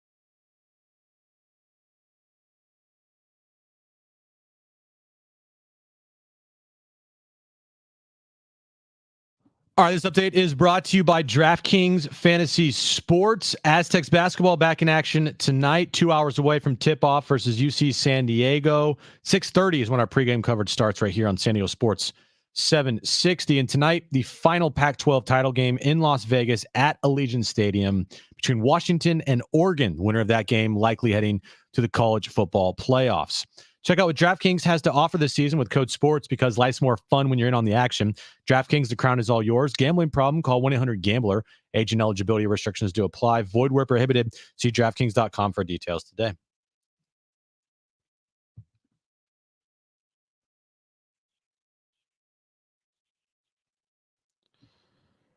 All right, final hour. Jon and Jim here on a Friday. Jon has now made his way to the San Diego State basketball game versus UC San Diego tonight. He's getting ready and doing all that stuff because he's going to be there for pregame and everything. So just a reminder, San Diego State basketball, 7 p.m. tip-off right here on San Diego Sports 760. And look, these trade rumors for Juan Soto are going to get out of control. They already have, right? They have gotten out of control already, and the winter meetings haven't even started yet. And more or less, I feel like it's now becoming more out of control from the Yankees side, especially with all of the names that we're seeing attached to a deal. Today, Michael King being kind of, I guess, the main player in this deal. And I mean, some of these tweets are incredible. They really are. John Harper, I mentioned this before the break. John Harper, who says in his bio, he's a longtime New York baseball columnist and now a freelancer for SNY TV. Well, Andy Martino tweeted out a couple hours ago, Padres asking for King plus money for Juan Soto and Trent Grisham. Per sources, talks have stalled, story up soon. John Harper then retweeted it and said, Yanks should find a way to make a deal for Soto, but I wouldn't give up on King. Think he has a chance to be an elite starter based on how he looked late last season when they converted him from the pen. Almost Maddox-like movement on just about everything he throws. And then you're getting tweets from Andy Martino, who we're actually probably going to have on the show next week. Said he would come on the show after the winter meetings.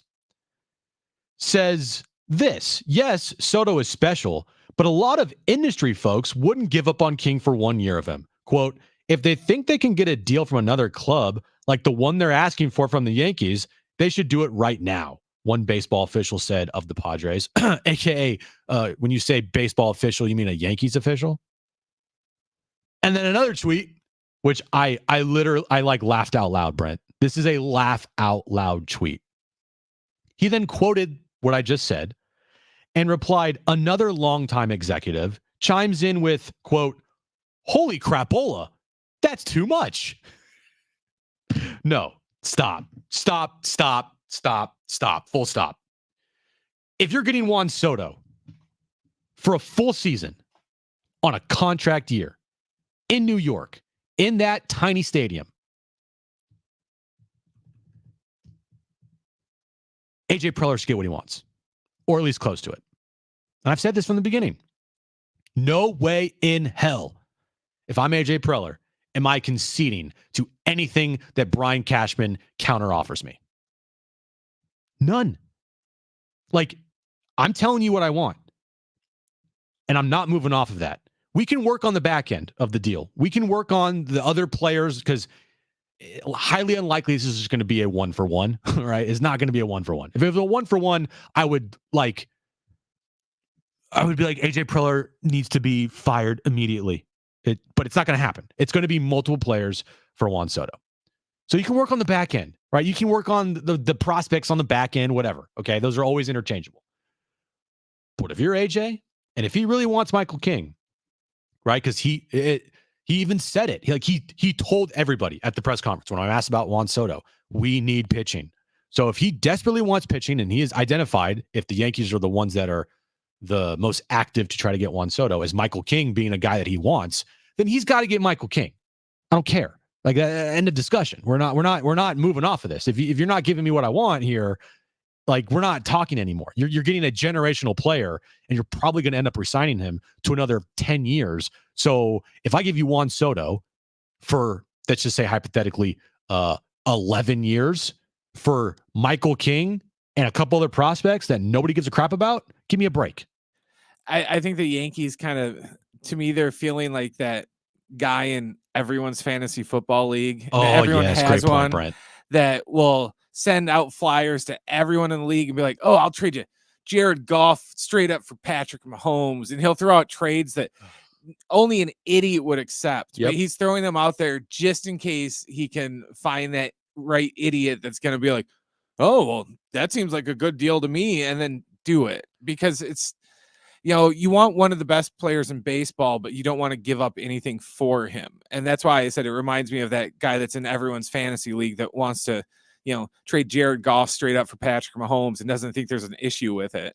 Exactly. It's a great point, Brent. You always see that in your fantasy football leagues. These dumb trades, like who's the number, like Christian McCaffrey. Like, I'll give you Austin Eckler, and I'll give you Chris Godwin, and then I'll give you whatever else for Christian McCaffrey, bro. 3 for 1. I'm giving you a 3 for 1. Like, no, you're the guy getting the best player. I need to get what I want too. It's got to hurt both teams. That's what you always see in trades. We know it's going to hurt the Padres because guess what? They're giving up Juan Soto. All right. So we know it's going to hurt them. It's got to hurt the Yankees too. And honestly, it's got to hurt the Yankees more. Like, it just has to. I'm sorry. And the one thing that I have said about Preller, for all the criticisms that I have of him, the one thing that I believe is that he's not going to get fleeced on first glance. Like, down the line, it's going to, he has had trades that look horrible, but on first glance, from most of the trades that he has made, it's not a, what the F was that? Like, you just gave up an amazing player for nothing? Like, usually, more often than not, he gets close to what he wants. Does it always pan out? Absolutely not. Like, not even close. Does it usually end? Does it usually backfire in the end? Most likely. But on first glance, he's not a guy that's going to get fleeced. And you hope that one of these times he actually hits on something. Well, this time it's almost like he's got to be extra careful because he can get fleeced because he's never been on thinner ice than he's ever been job-wise, to where, if the Yankees or some team do go in there and just, fleece him and just take him for everything that he's got, then he's not going to have a job. Mm-hmm. Because, like I said, he's on thin ice now. So everything that he's doing is going to be under even more of a microscope than it was before. So whatever trade he's not going to have time to, it's not going to be one of those where, oh, okay, well, I don't get that trade, but we might have to wait 2 or 3 years down the line to see if, how this one works out or how this one plays out. He doesn't have time for like the long game with any of these trades. It has to work like now. When you see it, you have to go, okay, I like it now. We can't be like, oh, okay, well, we'll have to wait and see how it pans out in 2 years. This is and we're going to play something from Jim Duquette here, who was on SNY talking, and Jim Duquette knows all these prospects, so there's no one better to hear talk about these prospects than Jim Duquette. But it is such propaganda. These Yankees, like SNY Yankees, all right, tweeted out, sources believe talks centered around Clark Schmidt, Randy Vasquez, Johnny Brito, and possibly Drew Thorpe can get the Yankees and Padres closer to a Juan Soto trade. You know what that to me says? Here, we'll give you just a surplus of for literally a generational player. No, not going to happen. Sorry, I'm not trading you Juan Soto for a bunch of meh. I think a lot of that is just the Yankees being the Yankees. They think they're entitled. Yes, they think that they're better than everybody else. Like, oh, we're the Yankees. We've won this many World Series. You should just give us your best player because we're the Yankees. Shut up. Not doing it. And I would hope Preller doesn't. I honestly hope Preller should just be like, hey, you guys just be lucky we don't trade him to the Red Sox. Yeah, I honestly hope now he goes to the Blue Jays. Just call the Red Sox. Just I hope the Blue Jays make this deal. Honestly, like I've seen nothing as far as names in a Blue Jay trade, but just to stick it to the Yankees, because like, give me a break. Give me a break. You know how many Yankees fans, like actual smart Yankees fans, and not the douchey Yankee fans, would look at this deal and be like, I would give up Michael King in 3 seconds, probably less than that for Juan Soto. Give me a break. You know how many players they would give up for Juan Soto? All of those guys. Take them all. I don't care. Take Michael King, take this guy, take that guy. Who cares? Juan Soto? Go right ahead. All right? Smart baseball people would say that. The idiots and the people that like to do stupid fancy football trades are like, well, we can give up all these guys to get Juan Soto back. I've never heard of one of these guys in my life. It might be good, but I need major league talent like now if you're trading Juan Soto. As I mentioned, Jim Duquette was on with SNY Yankees just probably as recently as an hour ago. And they were talking about these potential names and trade for Juan Soto. This is what he had to say about the names in the deal that are being reported on that the Padres, I guess, want. Well, listen, I think part of this, it's not that surprising at the moment. I mean, there's still a lot of the winter to go here in the negotiation with Soto. I think that there are multiple teams involved in the negotiations for Soto.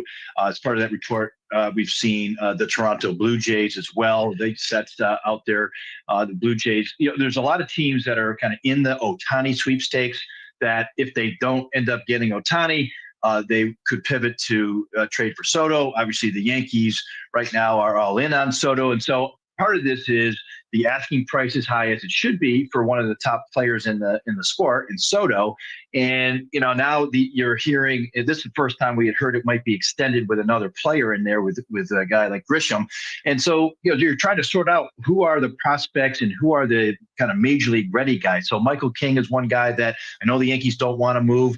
I think he's going to have to be in this deal for the Yankees to get him. But Clark Schmidt's name's been mentioned. Spencer Jones, the top right now, their top prospect, the Yankees' top prospect, Drew Thorpe, as you mentioned. I think there's Everson Pereira. This is part of that back and forth that goes on ahead of the winter meetings, during the winter meetings, where you're trying to figure out what type of package it would take to get him. And so, stalled is probably the right word because the Yankees don't want to move King. And I think it may end up coming down to, do they move him or not, and whether they get Soto. But, I think that this is, multiple teams negotiating, and it's a pretty high asking price here for the Yankees. And the Yankees, I think, have put the pause button on at the moment. Do you remember, and this was just a short time ago, year and a half ago, when we were going through the Juan Soto trade rumors from Washington to San Diego? And there was a name in the trade that was kind of a holdup, and that was James Wood. James Wood and Mackenzie Gore as well. Like, getting that deal done from the Washington side, if you were talk radio for Washington, you're sitting there saying the exact same thing I'm saying today. I'm not trading you Juan Soto with 2.5 years left of control for anything less than what I want. And what I want is your top prospects. And what I want is James Wood. On initial first glance, it's like, no, we're not trading James Wood. That's not happening.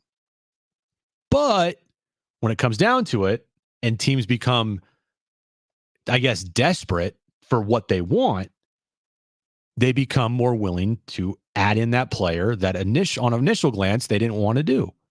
So if Michael King is such a holdup here, like, I would assume eventually, as Jim Duquette mentioned it there, like, if this deal is going to get done, Michael King's got to be a part of the deal. And I don't really know, Jack, what about Michael King. But apparently, according to all Yankees people, he's like the next Greg Maddux, Pedro Martinez, and Roger Clemens mixed into one, but better. I mean, shoot, if giving up Michael King is such a like blow to the Yankees for Juan Soto, man, he better be in the deal then. Like, you're getting Juan Soto, that's how it works. So going forward here, it's something for the next week that I'm not looking forward to, like, at all. At all. I'm just not. I've almost lost energy on it. Like, I'm just kind of like over it. And honestly, it's exhausting on social media to just see the amount of possibilities and people getting upset about this and upset about that, and like blaming this media person and this media person, and this is a hit piece and that's a hit piece. It's like, oh my gosh, I just want this over with. I'm serious. I desperately would love to have Juan Soto remain a Padre. If it were up to me, I would have tried everything in my power to build this franchise around Juan Soto and Fernando Tatis Jr. Those things obviously did not happen for a lot of different factors and a lot of different reasons. But that's just me. That's just me. I viewed Juan Soto, and I view Juan Soto as like I want that guy on my team for a long time. 24 years old, won a World Series, has come up clutch in huge moments.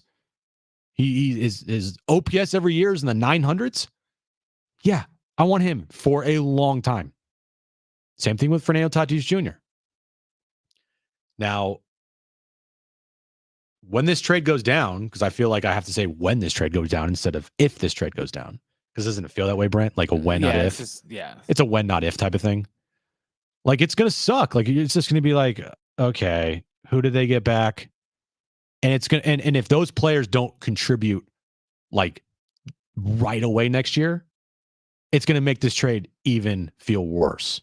Because we're all gonna watch Juan Soto, wherever he goes, tear it up. Imagine if he goes out next year and wins the MVP. I mean, at that point, it's like, dude, AJ, bro, I don't get, unless the Padres win like 95 games, make the World Series and win it. Like, I gotta go, because you're trading away arguably your best player. I know the reasons for it, but then he goes to his next team on his contract year and balls out, while whoever you traded for, we don't see him at all, and they don't make an impact on next season at all. Like, how bad is that? It's so bad. But it's the time we're in right now with this Padres team. It's what we're dealing with. I hate it, but it's what it is. And by the way, Michael King, he's 28 years old. Like, I mean, can we stop with this untouchable crap? I'm serious. He's a 28-year-old pitcher that has never pitched more than 109 innings in his career.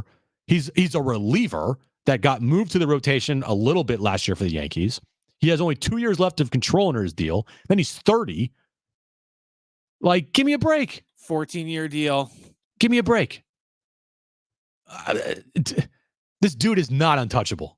All right, stop. Especially with Juan Soto involved in the deal, where you get Juan Soto. Like, we're not doing this game. If I'm AJ, I'm like, Brian, bro, stop. Like, you want Juan Soto this badly? Like, you're giving me what I want. You really value Michael King that much that you're willing to ruin this whole deal for Juan freaking Soto?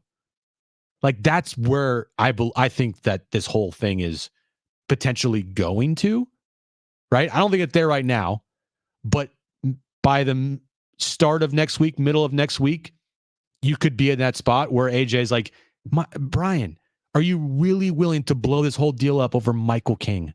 Yeah, I was going to say, it's going to be one of those situations where, say they don't want to budge on King and the Padres deal with the Blue Jays or somebody else, then Cashman and them are going to have to deal with for the rest of their tenure. Yeah, you remember when we could have had Juan Soto, but we didn't want to give up Michael King, who they'll probably end up cutting in like a year or something anyways. And I feel like I'm a New York talk show host right now, because I'm like almost campaigning for the Yankees to just say yes, and here's Michael King. Like, I feel wrong, because I don't even think Michael King will be remembered at all. Oh no. Like, stop. And that's why it sucks. Because at the same time, you're like, well, Michael King is a player that AJ Preller wants. Theoretically, he could be good. But I would want way more than that. Like, I know they need pitching in a bad way. And I know the names today that have not been mentioned, which is Jason Dominguez, and we've talked about him, Brant. Like, if Jason Dominguez, who is, I think, in the 70s as far as top 100 prospects in baseball. It's like 74. 74. Like, yo, give me Michael King and Jason Dominguez call today. Yeah, I would do that in a heartbeat. Like, hey, it's going to hurt you guys, but guess what? You get Juan Soto.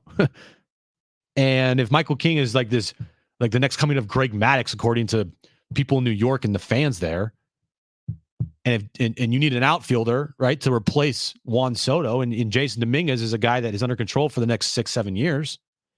I know he's injured and he won't be back until the middle of next year at the earliest. But I think if you're a Padres fan and you look at that deal, like I want to be looking at this deal whenever it happens and say, man, that sucks. But I'm really excited about that guy. And I can't honestly say that with what the names are being reported today are. I mean, I'm not like Matt Friars or anybody, so I don't really know anything about these guys. They could be good.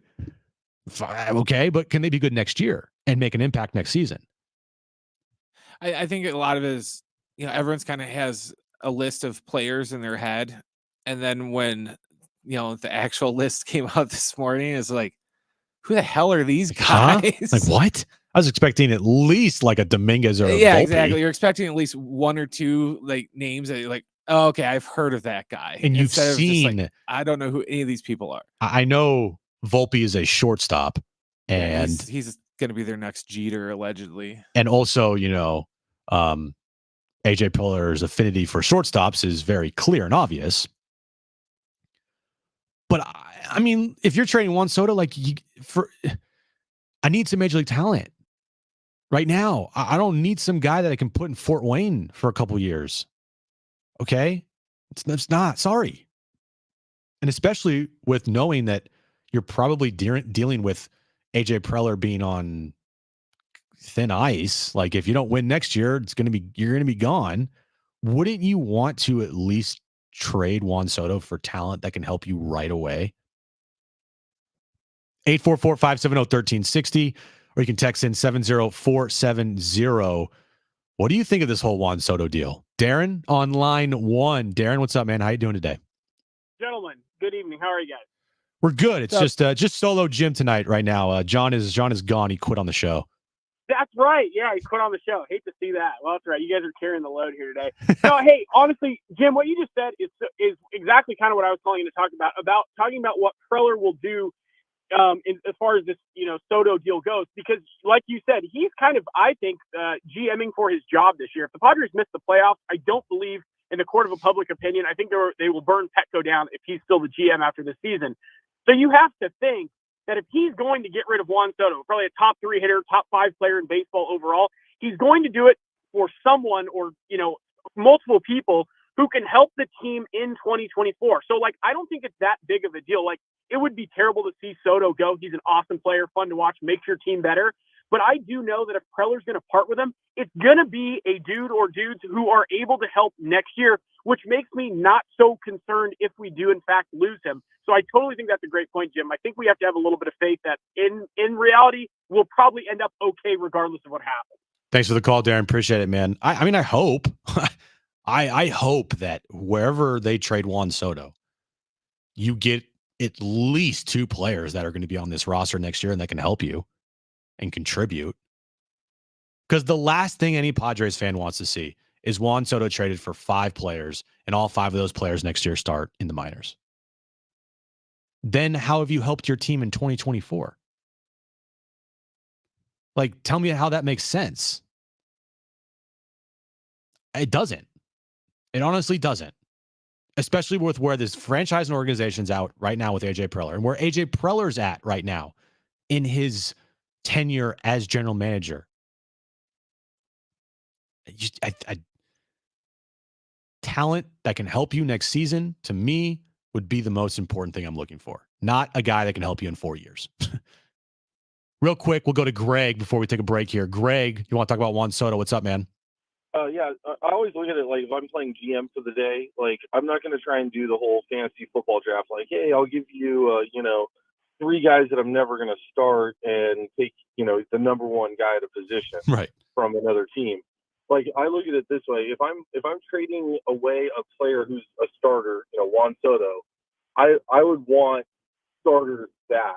Yep. Because the way I look at it is, if you're getting prospects, all you're doing when you do that is you're just trying to load up your farm system to make a trade later on down the line for a player that's going to be in your starting lineup.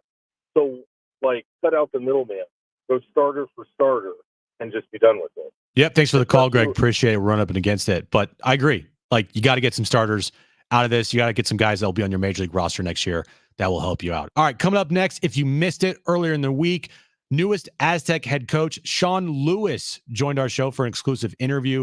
If you missed that, you'll hear his interview with us coming up next.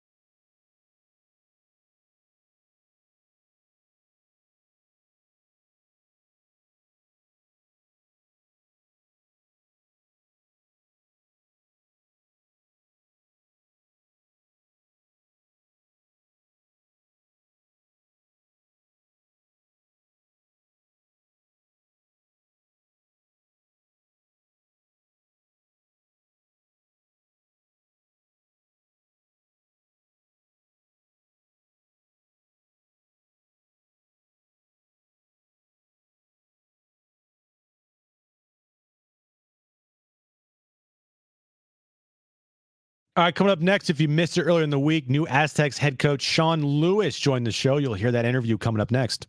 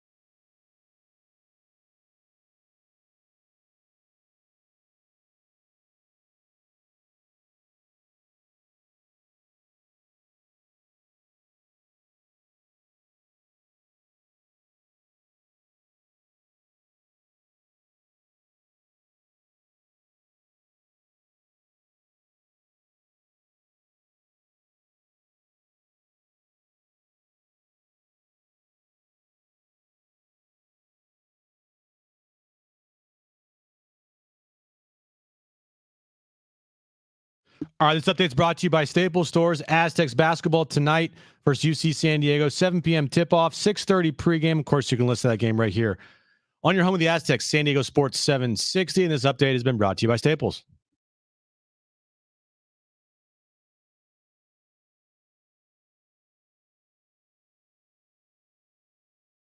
All right, new Aztecs head coach Shawn Lewis joined us earlier in the week talking about coming to San Diego, recruiting, quarterback. And the first thing we asked him was, what's the first 24 hours been like for you? The last 24 hours been like for you, becoming the new Aztecs head coach? Yeah, guys, thanks for having me on. It's been super exciting for my family and I to be here on the Mesa and to be rolling, to be introduced today, as the new head coach, and to be able to lead this very fine program, to new heights and to a new future, and just so excited to be here. And it's nice to be in sunshine and out of the cold and ready to enjoy all that San Diego has to offer. What was the first thing, like when you got contacted by San Diego State and JD Wicker and you thought about coming here? What was the first thing you thought about when someone told you San Diego State football? Yeah, I mean, knew the pride and the tradition, and the history of the program. When I saw the news of, Coach Hoke that he was going to retire, and then initial contact was made, I was very, very excited about the opportunity. And as we, dug into it more and more and more, the excitement continued to build and build and build. And, the more that I learned and the more interactions that I had with JD and the leadership team, I knew that there were people that were about the same things that I was, and that what was important to them was important to me, and knew that this program and university were just positioned in a great place that we can take it to new heights, especially as the college football playoff is expanding, to be able to reach those heights consistently and compete for championships year in and year out. Shawn Lewis with us right now, the new Aztec football head coach here on the Mesa. What was it like for you earlier today, having a chance to meet with the student athletes at San Diego State? What was that experience like for you this morning?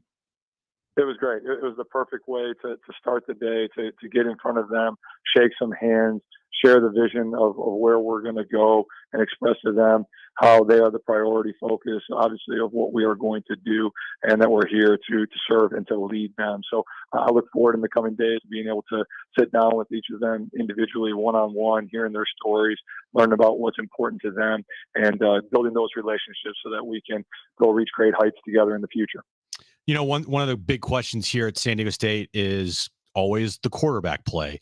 And your offense is an offense that is high tempo, fast pace. So for you, what kind of quarterback do you look for your offense that you want to have running?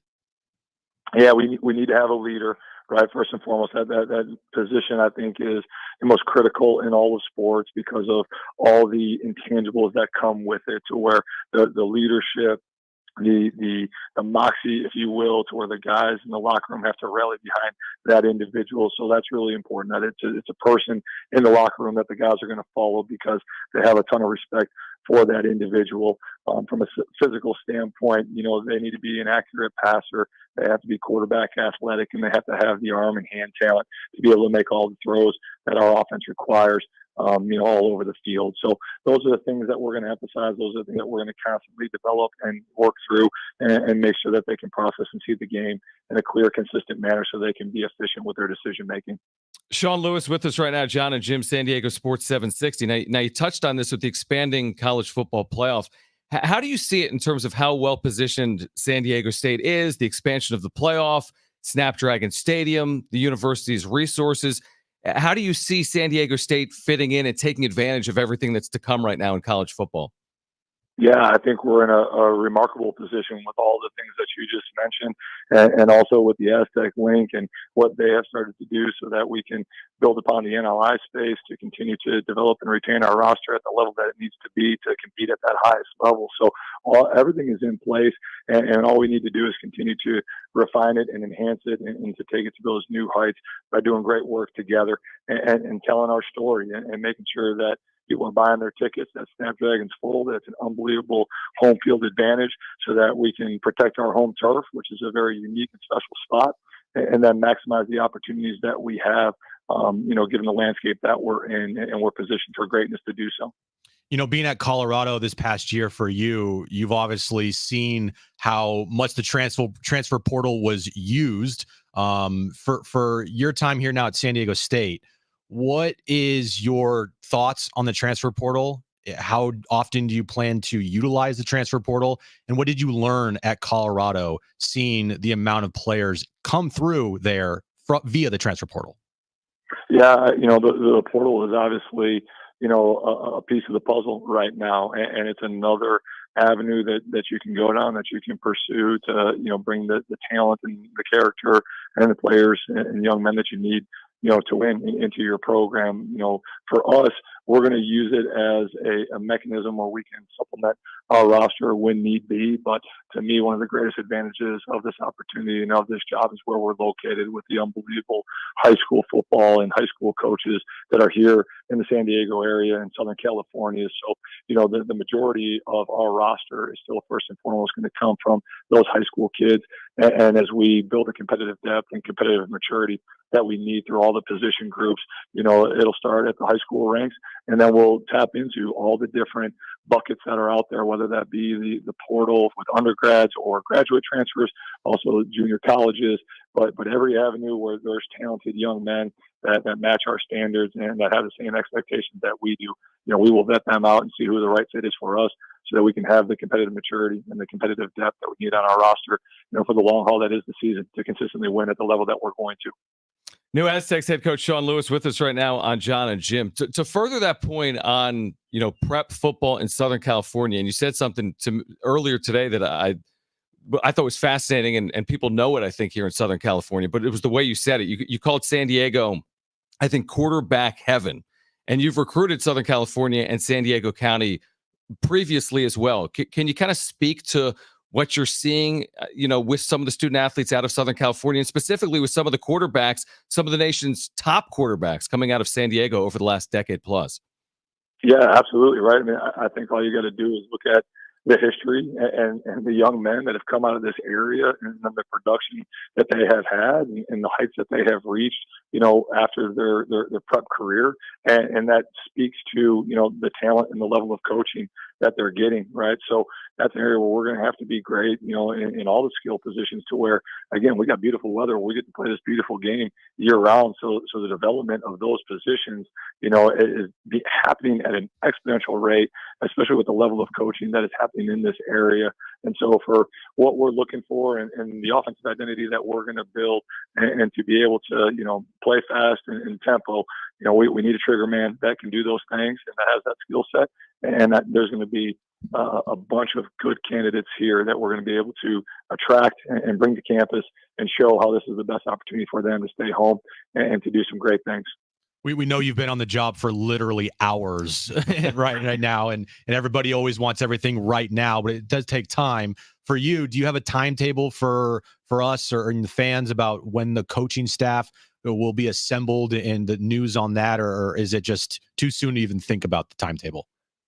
No, I mean, we're working diligently to get our leadership in place. I truly believe that leadership is a difference maker, and I want to make sure that our team is in place as fast as possible. But again, having been a head coach in the past, I don't want to do that at the expectation or, because of a timeline or you do it so fast just to get it done. I want to make sure that it is done properly, and I want to make sure that we have the right pieces in place with the right people to do the job that we need to do. So, there's some people that all day long obviously have been reaching out, and there's guys that I've done really good work with in the past that will get to, campus as fast as possible, but we're going to make sure that we have the right guys in place.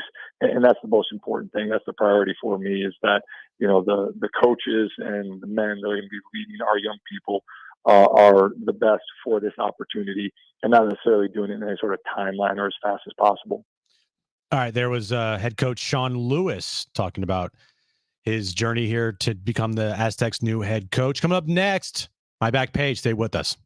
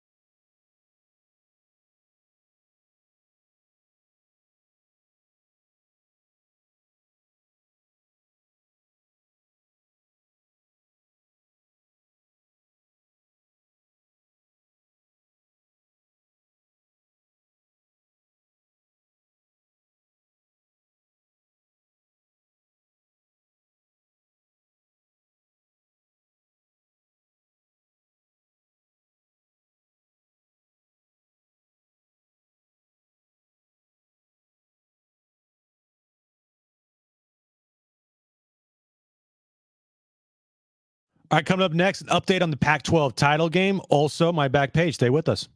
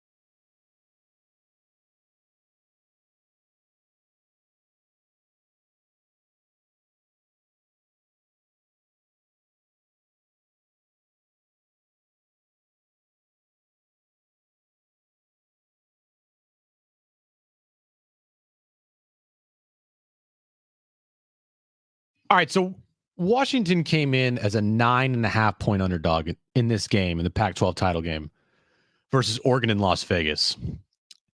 They have a 10-0 lead in the first quarter. Oops. Oopsie. I think live betting right now has Washington now favored to win this game. Oh, man, anybody who took Oregon in this game and bet hard, you're feeling, uh-oh. A lot of time left, though. It's just the first quarter, but still, Washington has had their way with Oregon so far. All right, Brent, let's get to it.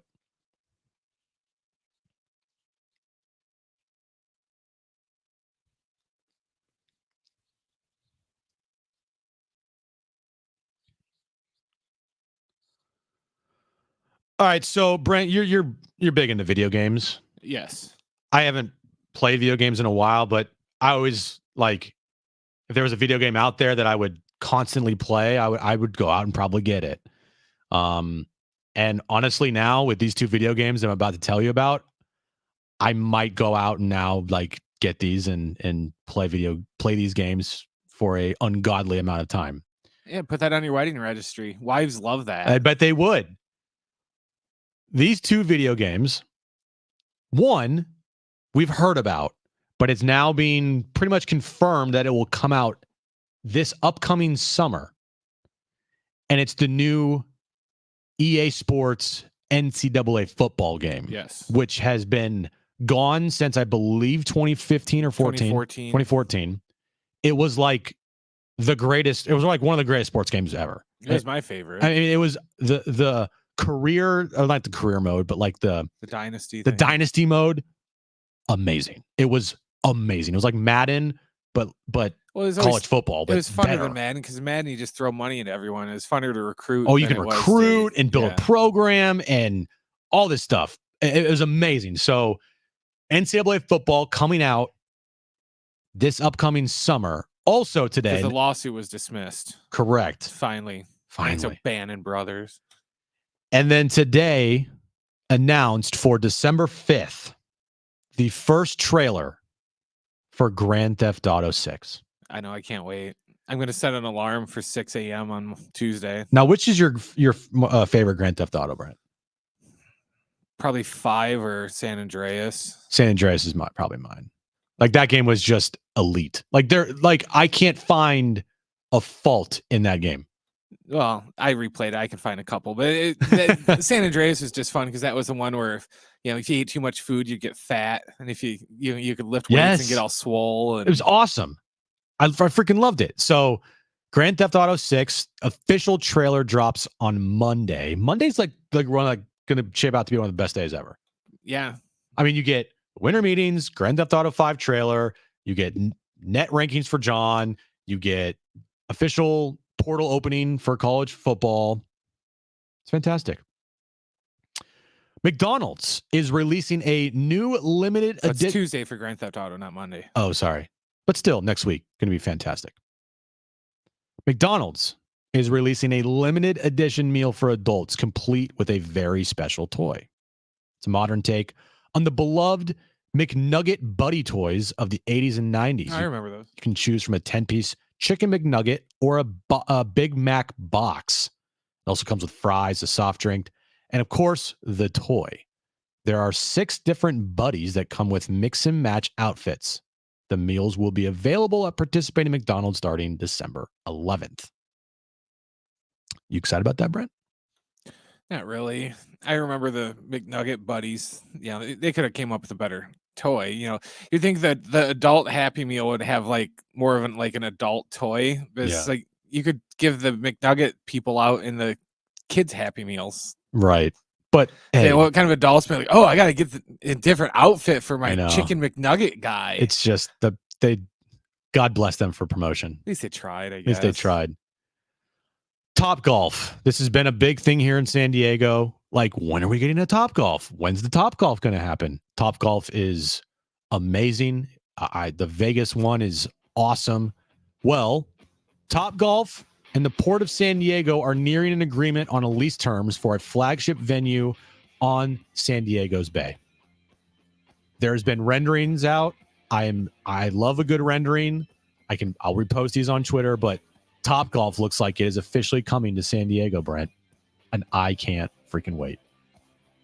All right, coming up here in about a half hour, we'll have Aztecs pregame as they take on UC San Diego. Tip-off is at 7 p.m. You can listen to that right here on San Diego Sports 760. Want to thank John, even though he ditched us, Brent, Paul Garrison, Gloria Navarez of the Mountain West Conference for joining us today. Have a great weekend, everybody. We'll talk to you on Monday. Enjoy the basketball. Stay right here on San Diego Sports 760.